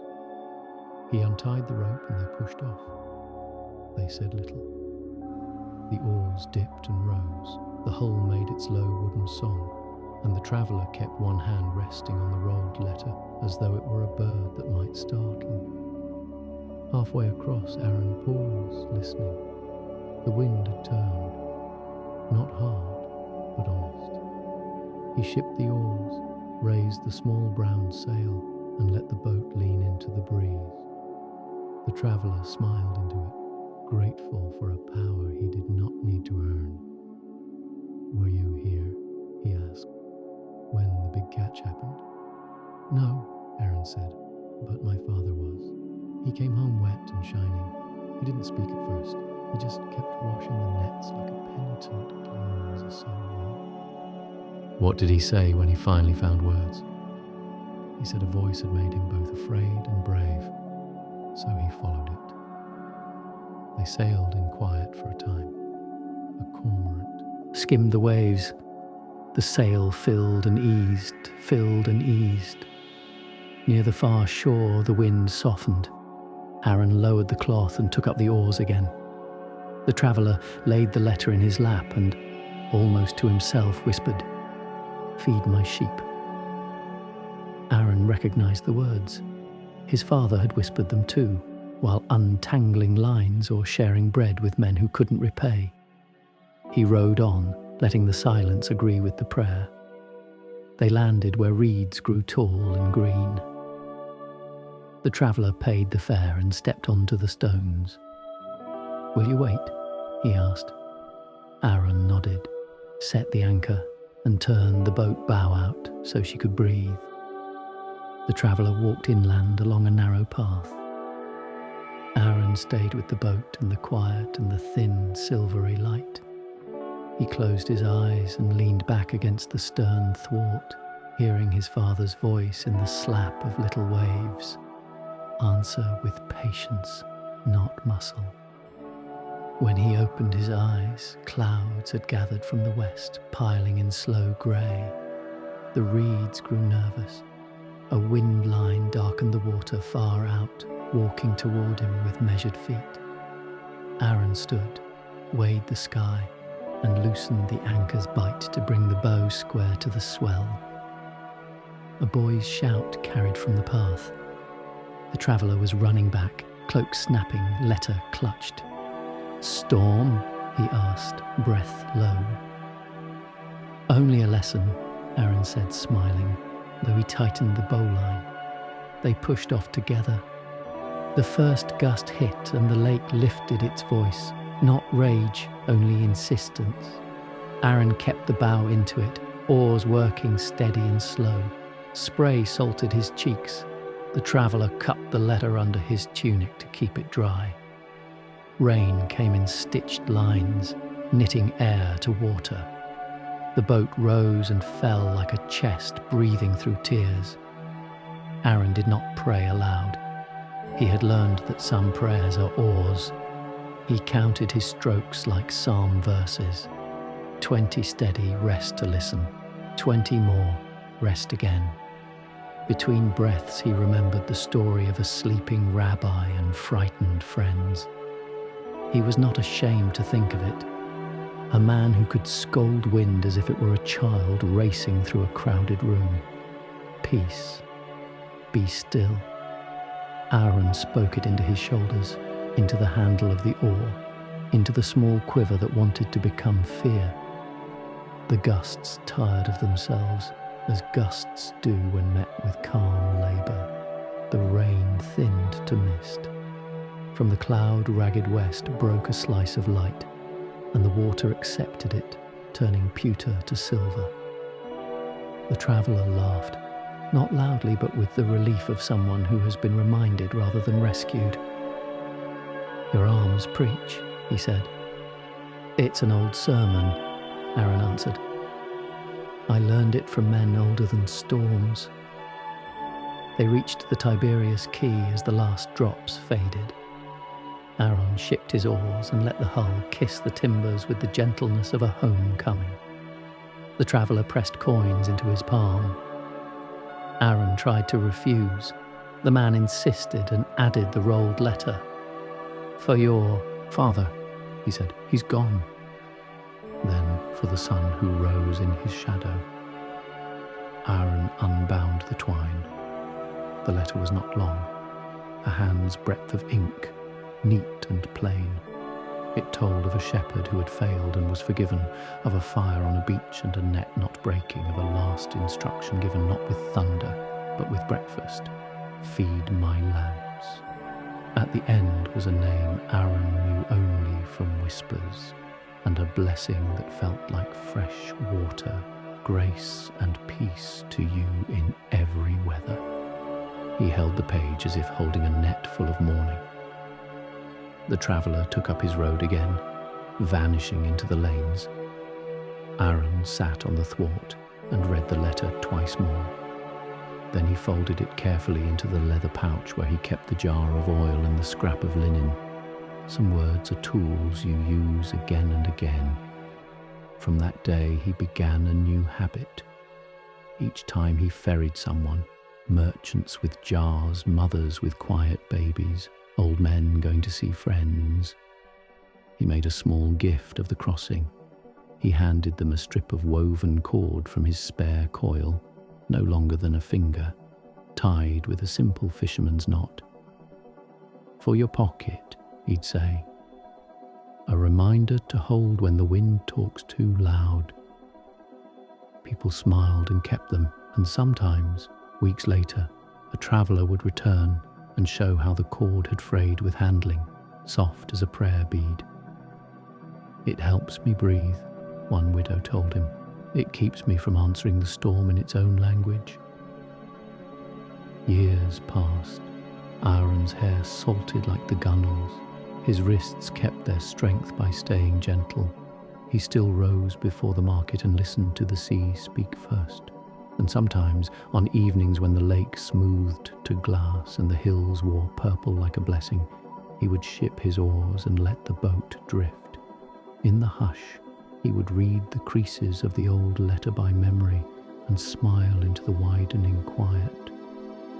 When his last morning came, it came as his first mornings had, with a blue stillness and the soft knock of water on wood. They found him in the boat, back against the stern thwart, hands folded, oars laid together like closed wings. The pouch with the oil and the letter rested by his heart. The knot cords lay in a small bowl, ready to be given. They tied his boat to the iron ring and left it there, a small altar of cedar and silence. Children climb in sometimes and pretend to row. Old men sit on the gunwale and tell storms to anyone who will listen. And when the lake darkens under a passing wind line, those who knew Aaron touch the cords in their pockets and breathe. The sea speaks first. They answer with patience, not muscle. Some prayers are oars, quiet strokes that keep the bow to the weather until the light breaks through. If tonight's crossing steadied your heart, return tomorrow. Another shore will be waiting, and the water will remember the feet that guide us home. The potter's hands. The village of Bethany was quiet in the early afternoon sun, its stone paths shimmering with dust and memory. On the edge of town stood a small workshop made of mud brick and hope, where an old man named Eliab worked at his wheel. The door was always open. Inside, the air smelled of clay, smoke, and the faint sweetness of olive oil.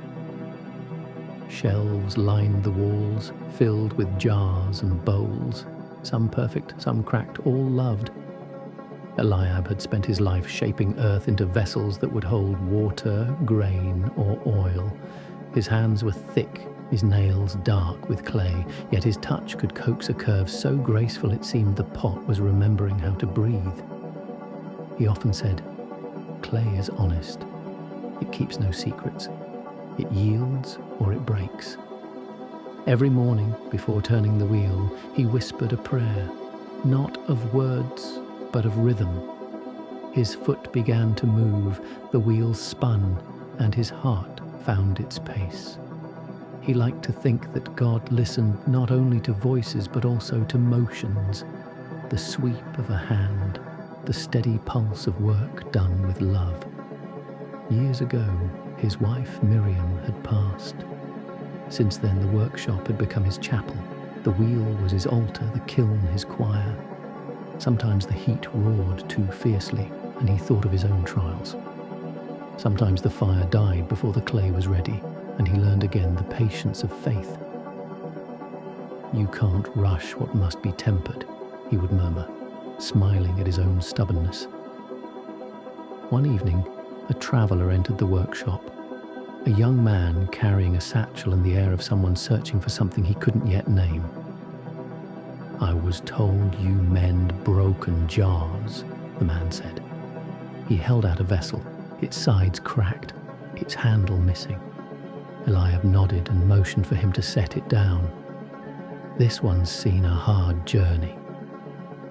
"It was my mother's," the traveller said. "She used it to carry water to the poor. It broke on the road after her passing. I couldn't throw it away."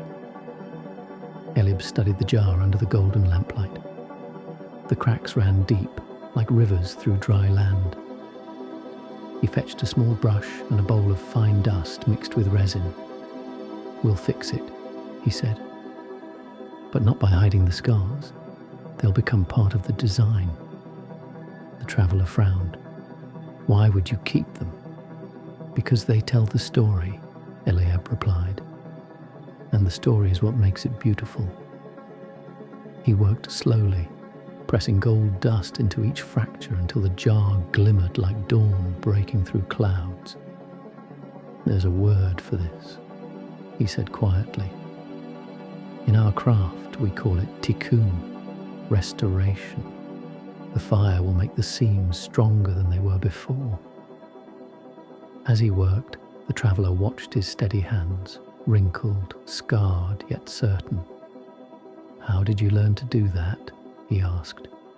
Eliab smiled faintly. "I broke a lot of things, and I lived long enough to see God fix what I thought was lost."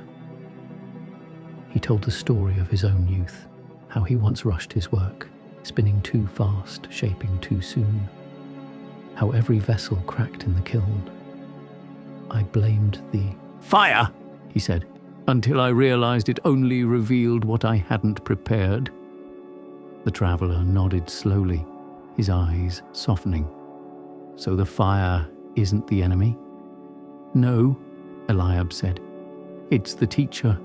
They fell silent, except for the gentle rhythm of the wheel and the whisper of dust becoming whole again. The lamp flickered. Outside, cicadas sang their old hymns steady and low.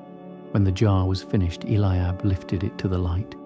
The seams shone like veins of mercy. He handed it back. "Here," he said, "it will hold water again." The young man turned the jar in his hands, awe in his eyes. "You made it beautiful." "No," the potter said softly. "I only helped it remember it was never ruined." The traveller stayed the night in the small guest room behind the kiln. Before dawn, Eliab rose to tend the fire. Through the thin wall, he could hear the young man praying, haltingly, as if words were fragile things. The sound filled the workshop like a hymn. The old man smiled and whispered, "Yes, that's how clay speaks when it begins to soften." Later that morning they shared bread and figs. The traveller prepared to leave, carrying the mended jar wrapped in cloth. "How can I repay you?" he asked. "Use it," Eliab said. "Fill it with kindness. Pour it out often." When the man had gone, the potter sat at his wheel again. He pressed a new lump of clay onto the centre and began to shape it, his foot moving with practiced rhythm. The morning sun slid across his shoulders, painting his work in quiet gold. As the clay rose under his fingers, he felt the same peace that had followed him all his life, the peace of knowing that creation is never finished, only continued. That afternoon, a child wandered into the shop. Her dress was torn, her hands dirty. She carried a little bowl cracked along the rim. "Can you fix this?" she asked shyly. Eliab smiled. "Of course." He took it, turned it gently in his hands and said, "We'll make it whole again, just like us." She watched as he worked, eyes wide with wonder. "Does God fix people the same way you fix jars?" she asked. He paused, looking up. "Yes," he said, "but his hands are gentler and his fire never burns what it means to save." When the bowl was done, she thanked him and ran back toward the village, her laughter trailing behind her like wind in wheat. Eliab sat for a long time after that, listening to the silence. He thought of all the pieces he had mended, all the hearts he had seen return to shape. He whispered, "We are all clay, still turning." As the sun fell, he cleaned his tools, washed his hands and sat near the kiln. Its heat glowed through the night, steady and patient. The old man rested his palms on his knees and closed his eyes. "Mend me too, Lord," he said softly. "Keep the wheel turning until I'm fit for your fire." They found him the next morning, sitting in that same posture, his face peaceful, his hands still faintly dusted with gold. The kiln was warm, the wheel stopped mid-turn, as though heaven had paused just long enough to finish shaping the soul of the potter. To this day, travellers speak of the workshop of Bethany.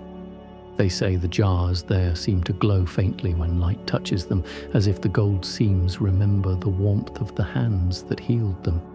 And some who visit claim they hear a whisper near the wheel, like the hush of turning clay. "You were never ruined. God's hands shape our cracks into beauty. The fire that refines us never destroys, it reveals the gold beneath. If tonight's story brought rest to your heart, come back tomorrow. The potter's wheel will turn again, steady as grace, shaping peace within your soul." The lamp at the gate. There was once a small village built along a winding road that led toward Jerusalem. Travellers passed through every day, pilgrims, merchants, weary soldiers. And on the hill above the path stood a low stone archway known simply as the gate. Beneath that arch, in a little shelter half buried in vines, lived an old woman named Hannah, keeper of the gate and keeper of its single oil lamp.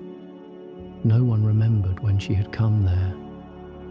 Some said she had been widowed young, others that she had once been a midwife who lost her strength for long journeys.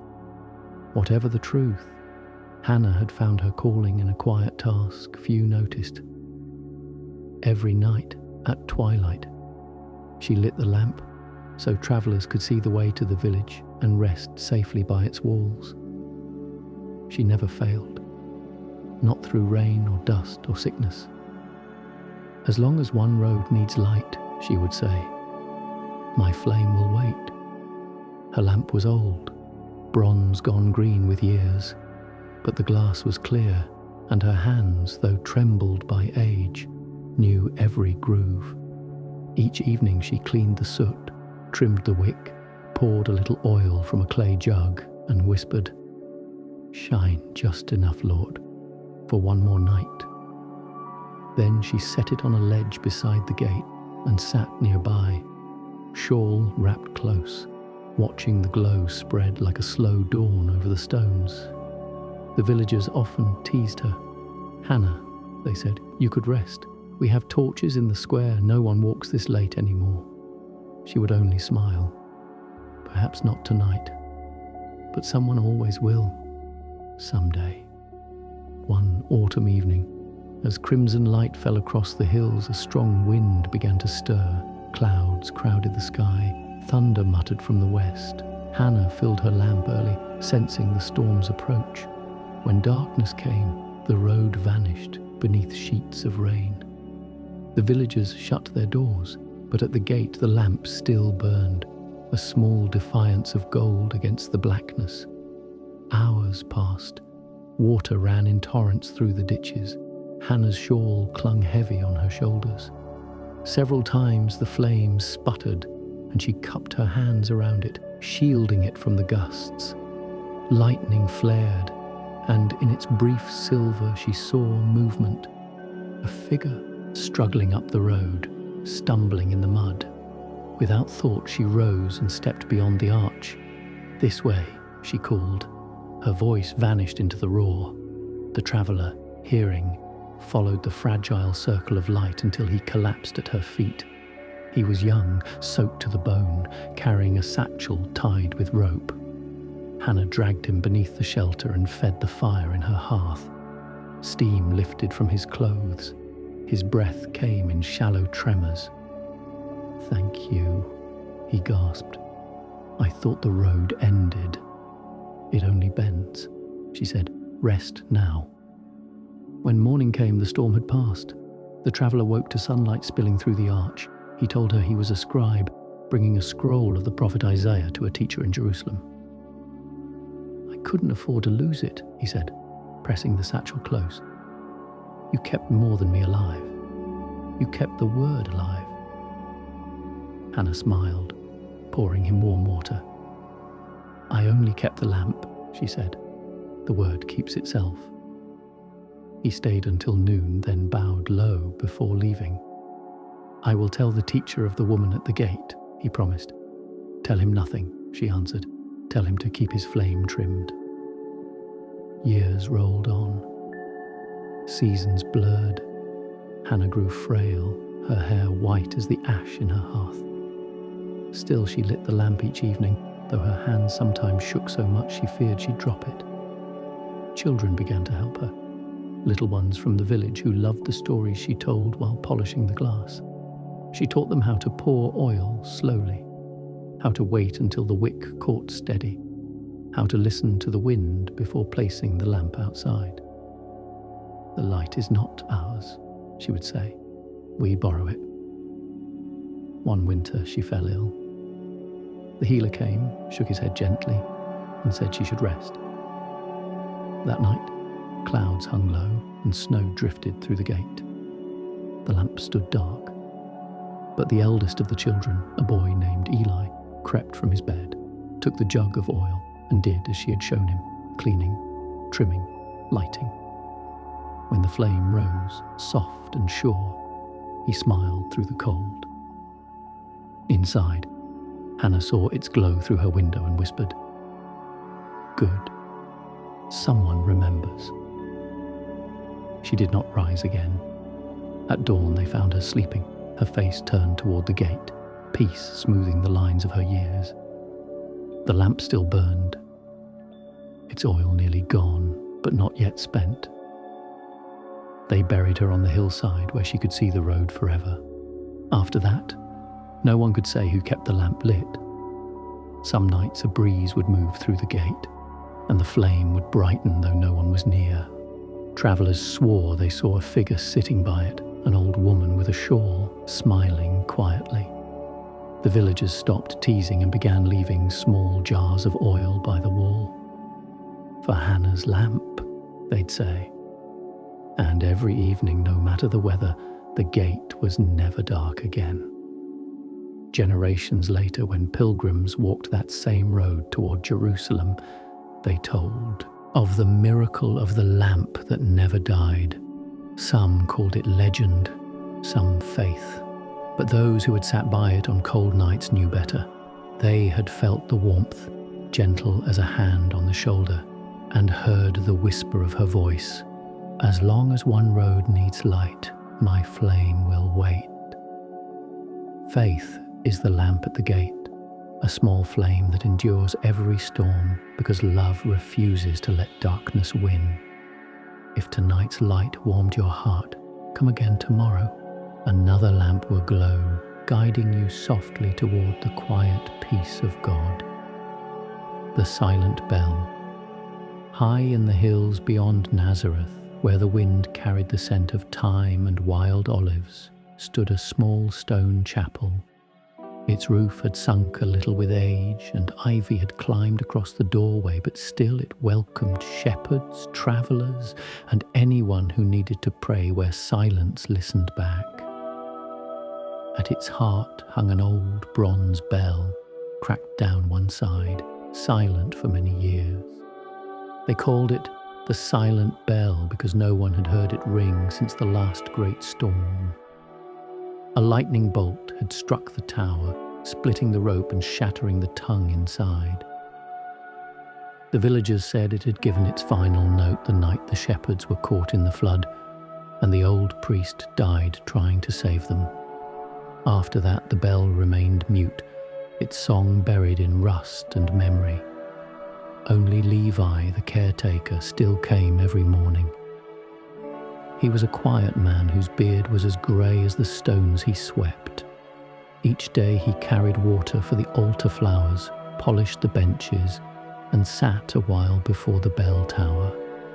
He had been a boy when the priest died, the sound of that last toll still echoing somewhere deep inside him. He would look up at the bell and whisper, "You did your duty, old friend. Rest now." Years passed and visitors became few.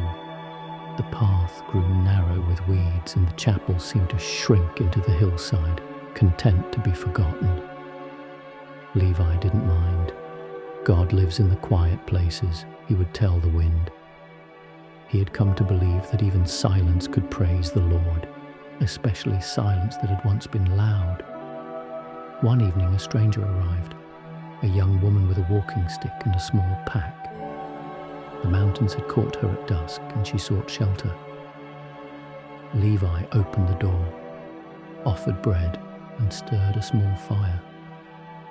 "You're welcome to the bench," he said. "The roof doesn't leak much." She smiled. "I didn't expect company." "The hills rarely do," he answered. They shared the bread without words. After a time, she looked toward the tower.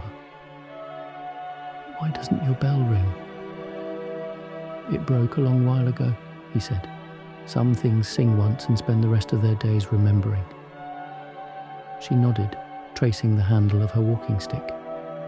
"My father was a bell maker," she said softly. "He used to say that even a cracked bell keeps its note somewhere inside." Levi looked up. "Then perhaps it still has a song left." That night, the wind rose, sweeping through the valleys. The trees bent and whispered. Levi lay awake, thinking of the woman's words. When dawn painted the hills pale gold, he climbed the tower steps for the first time in many years. The air smelled of dust and old prayers. The bell hung crooked, its edge green with weather, its split wide as a scar. He touched it gently and flakes of bronze came away on his fingers. Below, the traveller looked up, shielding her eyes. "Can it be fixed?" she called. Levi shook his head. "Not by hands like mine." "Then let me try." She climbed beside him, examining the break. From her pack she drew a small leather pouch and poured out a handful of tools. Tiny chisels, a bit of wire, a strip of new bronze no wider than a ribbon. "We can bind the crack," she said. Not to hide it, but to hold it together. All morning they worked side by side, careful and slow. She pressed the new bronze into the gap, He steadied the bell with both arms. When they finished, she tied a new rope to the clapper, her fingers trembling with hope. "If it fails," she said, "at least we tried to give it voice." Levi nodded and stepped back. The wind came down the valley, cool and clean. He pulled the rope. The sound that followed was not perfect. It wavered, half broken, more breath than tone, but it carried over the olive groves, across the stones, into the hearts of every creature that had once known the old bell's call. Shepherds paused on the hills, children ran from their doors. Even the doves above the chapel circled once and settled on the roof, cooing softly as if to harmonize.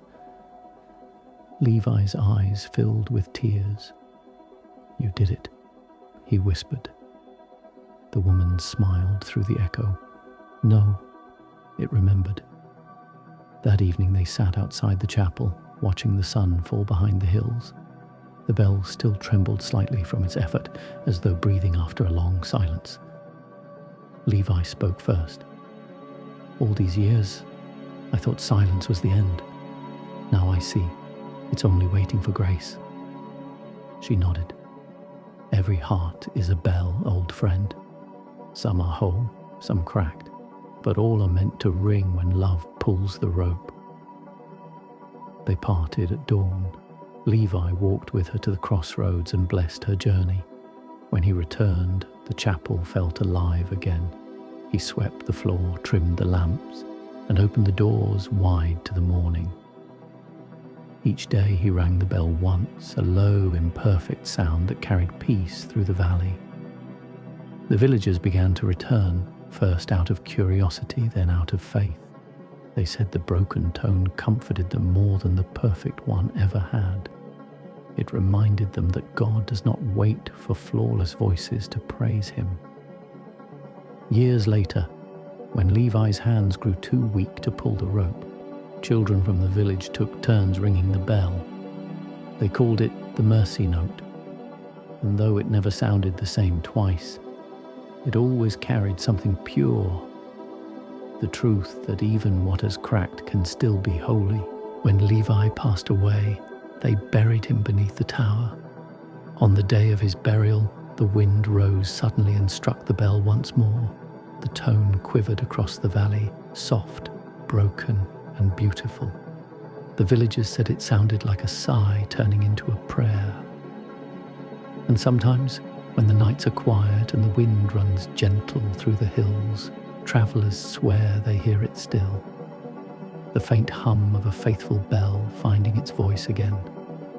Even the broken can praise. God turns every crack into a channel for his music. If this story steadied your soul tonight, come again tomorrow. Another song will rise, soft as mercy, clear as dawn. The road to Ambience. The sun was sinking behind the Judean hills, laying long ribbons of gold across the stone road. Two men walked slowly toward the village of Ambience, their sandals whispering in the dust. The air smelled of cooling earth and olive wood smoke. A few birds circled high, calling to one another as if reluctant to surrender the day. Their names were Cleopas and Jonah. They had once walked these roads with laughter in their voices, full of plans and promises. But now their hearts felt hollow. The teacher they had followed, Jesus of Nazareth, had been crucified 3 days ago. The world had turned dim since. They spoke in low tones, words falling like stones into a deep well. "Everything we hoped for ended on that hill," Jonah said. His voice cracked. Even the sky turned its face away. Cleopas nodded, too tired for tears. "Some women went to the tomb this morning," he said. "They claim they saw angels. They say he's alive." Jonah shook his head. Grief makes people see what they need. They walked on. The road curved through vineyards where vines twisted like questions searching for answers. Evening light painted the leaves silver. It was then that a stranger joined them. Tall, quiet, his face shaded by the hood of his cloak. His step matched theirs without hurry, as though he had been walking beside them all along. "What are you discussing?" he asked gently. They stopped, surprised that anyone could be unaware. "Are you the only visitor who doesn't know?" Cleopas said. "The prophet, our hope, he's gone." The stranger listened, his eyes kind but searching. "And yet," he said after a pause, "didn't the prophet say the Messiah must suffer before entering his glory?" His words fell like drops of rain on dry ground.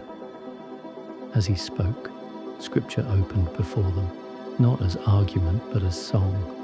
Stories of Abraham's trust, of Moses lifting the bronze serpent, of Isaiah's promise of a suffering servant who would bear the world's wounds.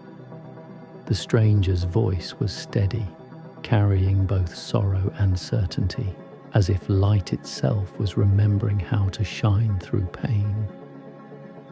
By the time they reached the outskirts of Emmaus, twilight had deepened into violet. The first stars trembled awake.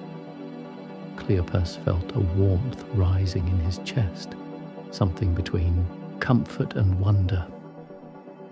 "Stay with us," he said suddenly. "The day is nearly gone." The stranger inclined his head. "I will." They entered a small inn, its walls fragrant with baked bread and cedar smoke. The keeper brought a simple meal, bread, olives, and a jug of wine. They sat together at a rough wooden table. The stranger took the bread, lifted it, and gave thanks in a voice so familiar that both men froze. He broke it, handed a piece to each of them, and in that instant their eyes were opened. The lamplight caught his face. It was him. The scars on his hands glimmered like stars reflected on water. Joy crashed through their grief like a river breaking its dam. But even as they gasped his name, he vanished, gone, leaving only the warmth of the blessing and the half-broken bread between them. For a long moment neither spoke. Then Jonah whispered, "Were not our hearts burning within us while he talked on the road?" Cleopas nodded, trembling. "He walked with us and we did not know." They rose at once, forgetting their weariness, and hurried back through the night toward Jerusalem. The road that had seemed endless now glowed faintly beneath the moon, each stone a witness. When they reached the city gates, they found the others gathered, doors bolted, voices hushed with fear. They burst in breathless. "We have seen him. The Lord is risen indeed." The room filled with tears and laughter, the kind of laughter that comes when mourning gives way to miracle. Outside, the city slept unaware that the world had already changed forever. Years later, Cleopas would still walk that road sometimes, his beard white, his pace slow. Pilgrims would find him sitting beneath an olive tree, tracing circles in the dust with his staff. "Tell us again," they would ask, "about the day the risen one walked with you." He would smile softly. "He still does," he would say. "Every road that leads away from despair, every path where sorrow dares to speak aloud, he meets us there. We never walk alone." When the evening breeze rustled the olive leaves, it sounded like footsteps keeping pace beside them. The light over Emmaus still turned golden each sunset, as if heaven remembered that moment when hearts once cold with doubt caught fire again.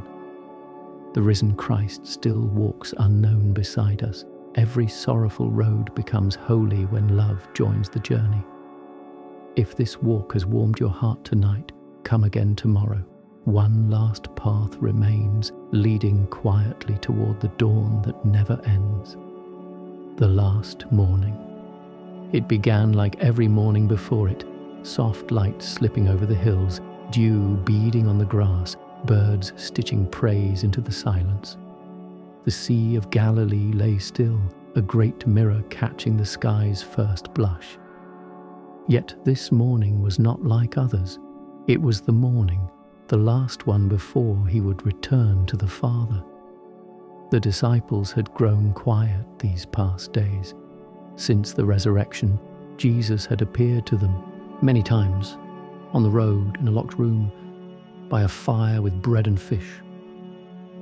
But today, there was a hush among them, as if creation itself held its breath. They could feel the change coming, though no one could name it. Peter stood by the shore, watching sunlight creep across the water. His hands fidgeted with a net, though there was nothing left to catch. Behind him, John sat on a rock, writing something in the sand that the tide would soon erase. The others waited nearby, their faces lined with both peace and sadness, the look of men who have seen glory yet still must walk the earth. Jesus came quietly, as he always did, his footsteps leaving no mark in the sand.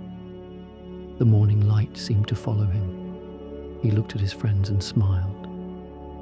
"Children," he said softly, "the time is near."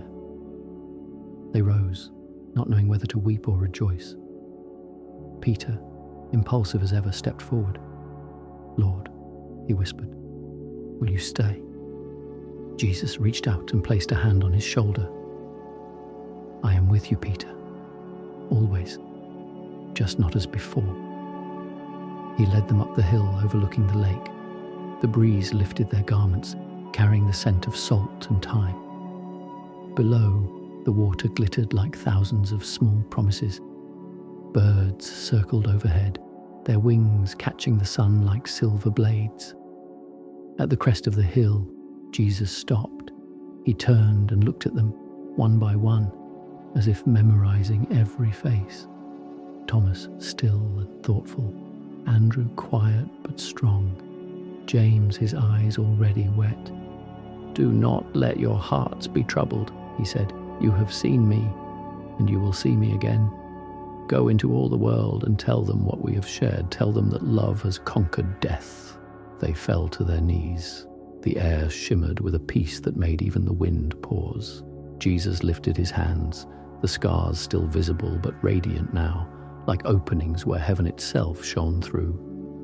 "Receive my blessing," he said, "and remember, wherever 2 or 3 gather in my name, I am there." The light around him grew brighter, not blinding but soft, like dawn seen through tears. Slowly, as though carried on breath itself, he began to rise. The disciples reached upward instinctively as if to hold him there a moment longer, but the air filled with a warmth that was not of this world, and they knew he was not leaving. He was completing. They watched until the glow faded into the sky and only the blue remained. For a long time, no one spoke. Then Peter looked down at his hands, rough and trembling. "He trusted these," he murmured, "these foolish hands." John smiled gently, then let them not fail him now. They descended the hill slowly. The world below looked the same, the water, the boats, the stones, but nothing truly was. Every leaf, every grain of sand seemed touched by promise. When they reached the shore, they found the small fire still burning from breakfast, its smoke rising in thin curls. Peter stirred the ashes and saw a few pieces of bread left beside the coals. He broke one in half and passed it to John. Neither spoke, but both knew what it meant. The story was not ending. It was beginning again in them. That night they sat together under the stars. The air was cool, the fire low. Someone began to hum the tune of a psalm, and soon the others joined. The sound was fragile at first, then fuller, swelling with gratitude and awe. Their voices rose like incense, simple and human, yet heaven heard. Far away, beyond sight or time, Jesus listened. The music reached him like the heartbeat of his beloved creation, and he smiled. The song of earth had become the song of eternity. Years passed. The disciples grew old, their footsteps carrying the gospel to cities and deserts, to palaces and prisons. Some suffered greatly, yet none despaired, for they had seen the dawn that never fades. When fear came, they remembered that hill, the warmth, the light, the final blessing. They remembered his voice, "I am with you always." And even after they were gone, others kept walking by the same shore. Fishermen still mended nets at dawn, mothers sang to their children, and travellers stopped to pray where his feet once stood. The sea still whispered his promise in the rippling of its waves. Some said that on the calmest mornings, when the mist rose golden over Galilee, a figure could be seen at the water's edge, silent, smiling, watching the boats drift out. And if one listened closely beyond the gulls and the wind, a voice might be heard tender and near. "Feed my sheep." No one truly knew where heaven began and the earth ended that morning. Perhaps they touched each other for a moment, like hands clasping before goodbye, never to be apart again. And so it is for us. Every sunrise retells that same story, light conquering darkness, love refusing to vanish. Each new day is another chance to walk with him quietly, faithfully, until the last morning folds into the eternal one. The story never ends.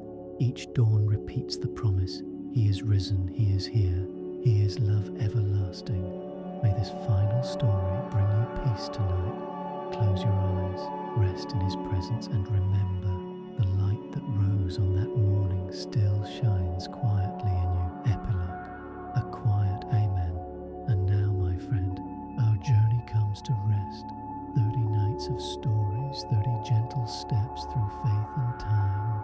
And here we are at the edge of silence where only peace remains. You have walked through deserts and gardens, stood beside fishermen and shepherds, watched lamps flicker and bells awaken. You have followed voices of hope through storm and stillness, and somewhere along the way, perhaps, you found your own heart growing quiet again. That quiet is not emptiness. It is the space where God whispers. It is the pause between heartbeats where his love gathers strength. The same hands that shaped the stars now rest upon your shoulder. The same light that rose over Galilee still rises for you tonight. So breathe. Let the noise of the day fall away like dust from your feet. You have nothing to prove, nothing to fix. You are already seen, already known, already loved. The world turns gently because he wills it so, and your small flame, your faith, is part of that turning. When you wake tomorrow, the dawn will be his gift again. But for now, let the night be your chapel. Let sleep come softly, like a prayer finding its answer. And as your eyes close, remember the promise that has followed us from the first story to the last. You are never alone. He walks beside you still. Good night, dear heart. May peace guard your dreams, and may his light find you quietly in the morning. Amen.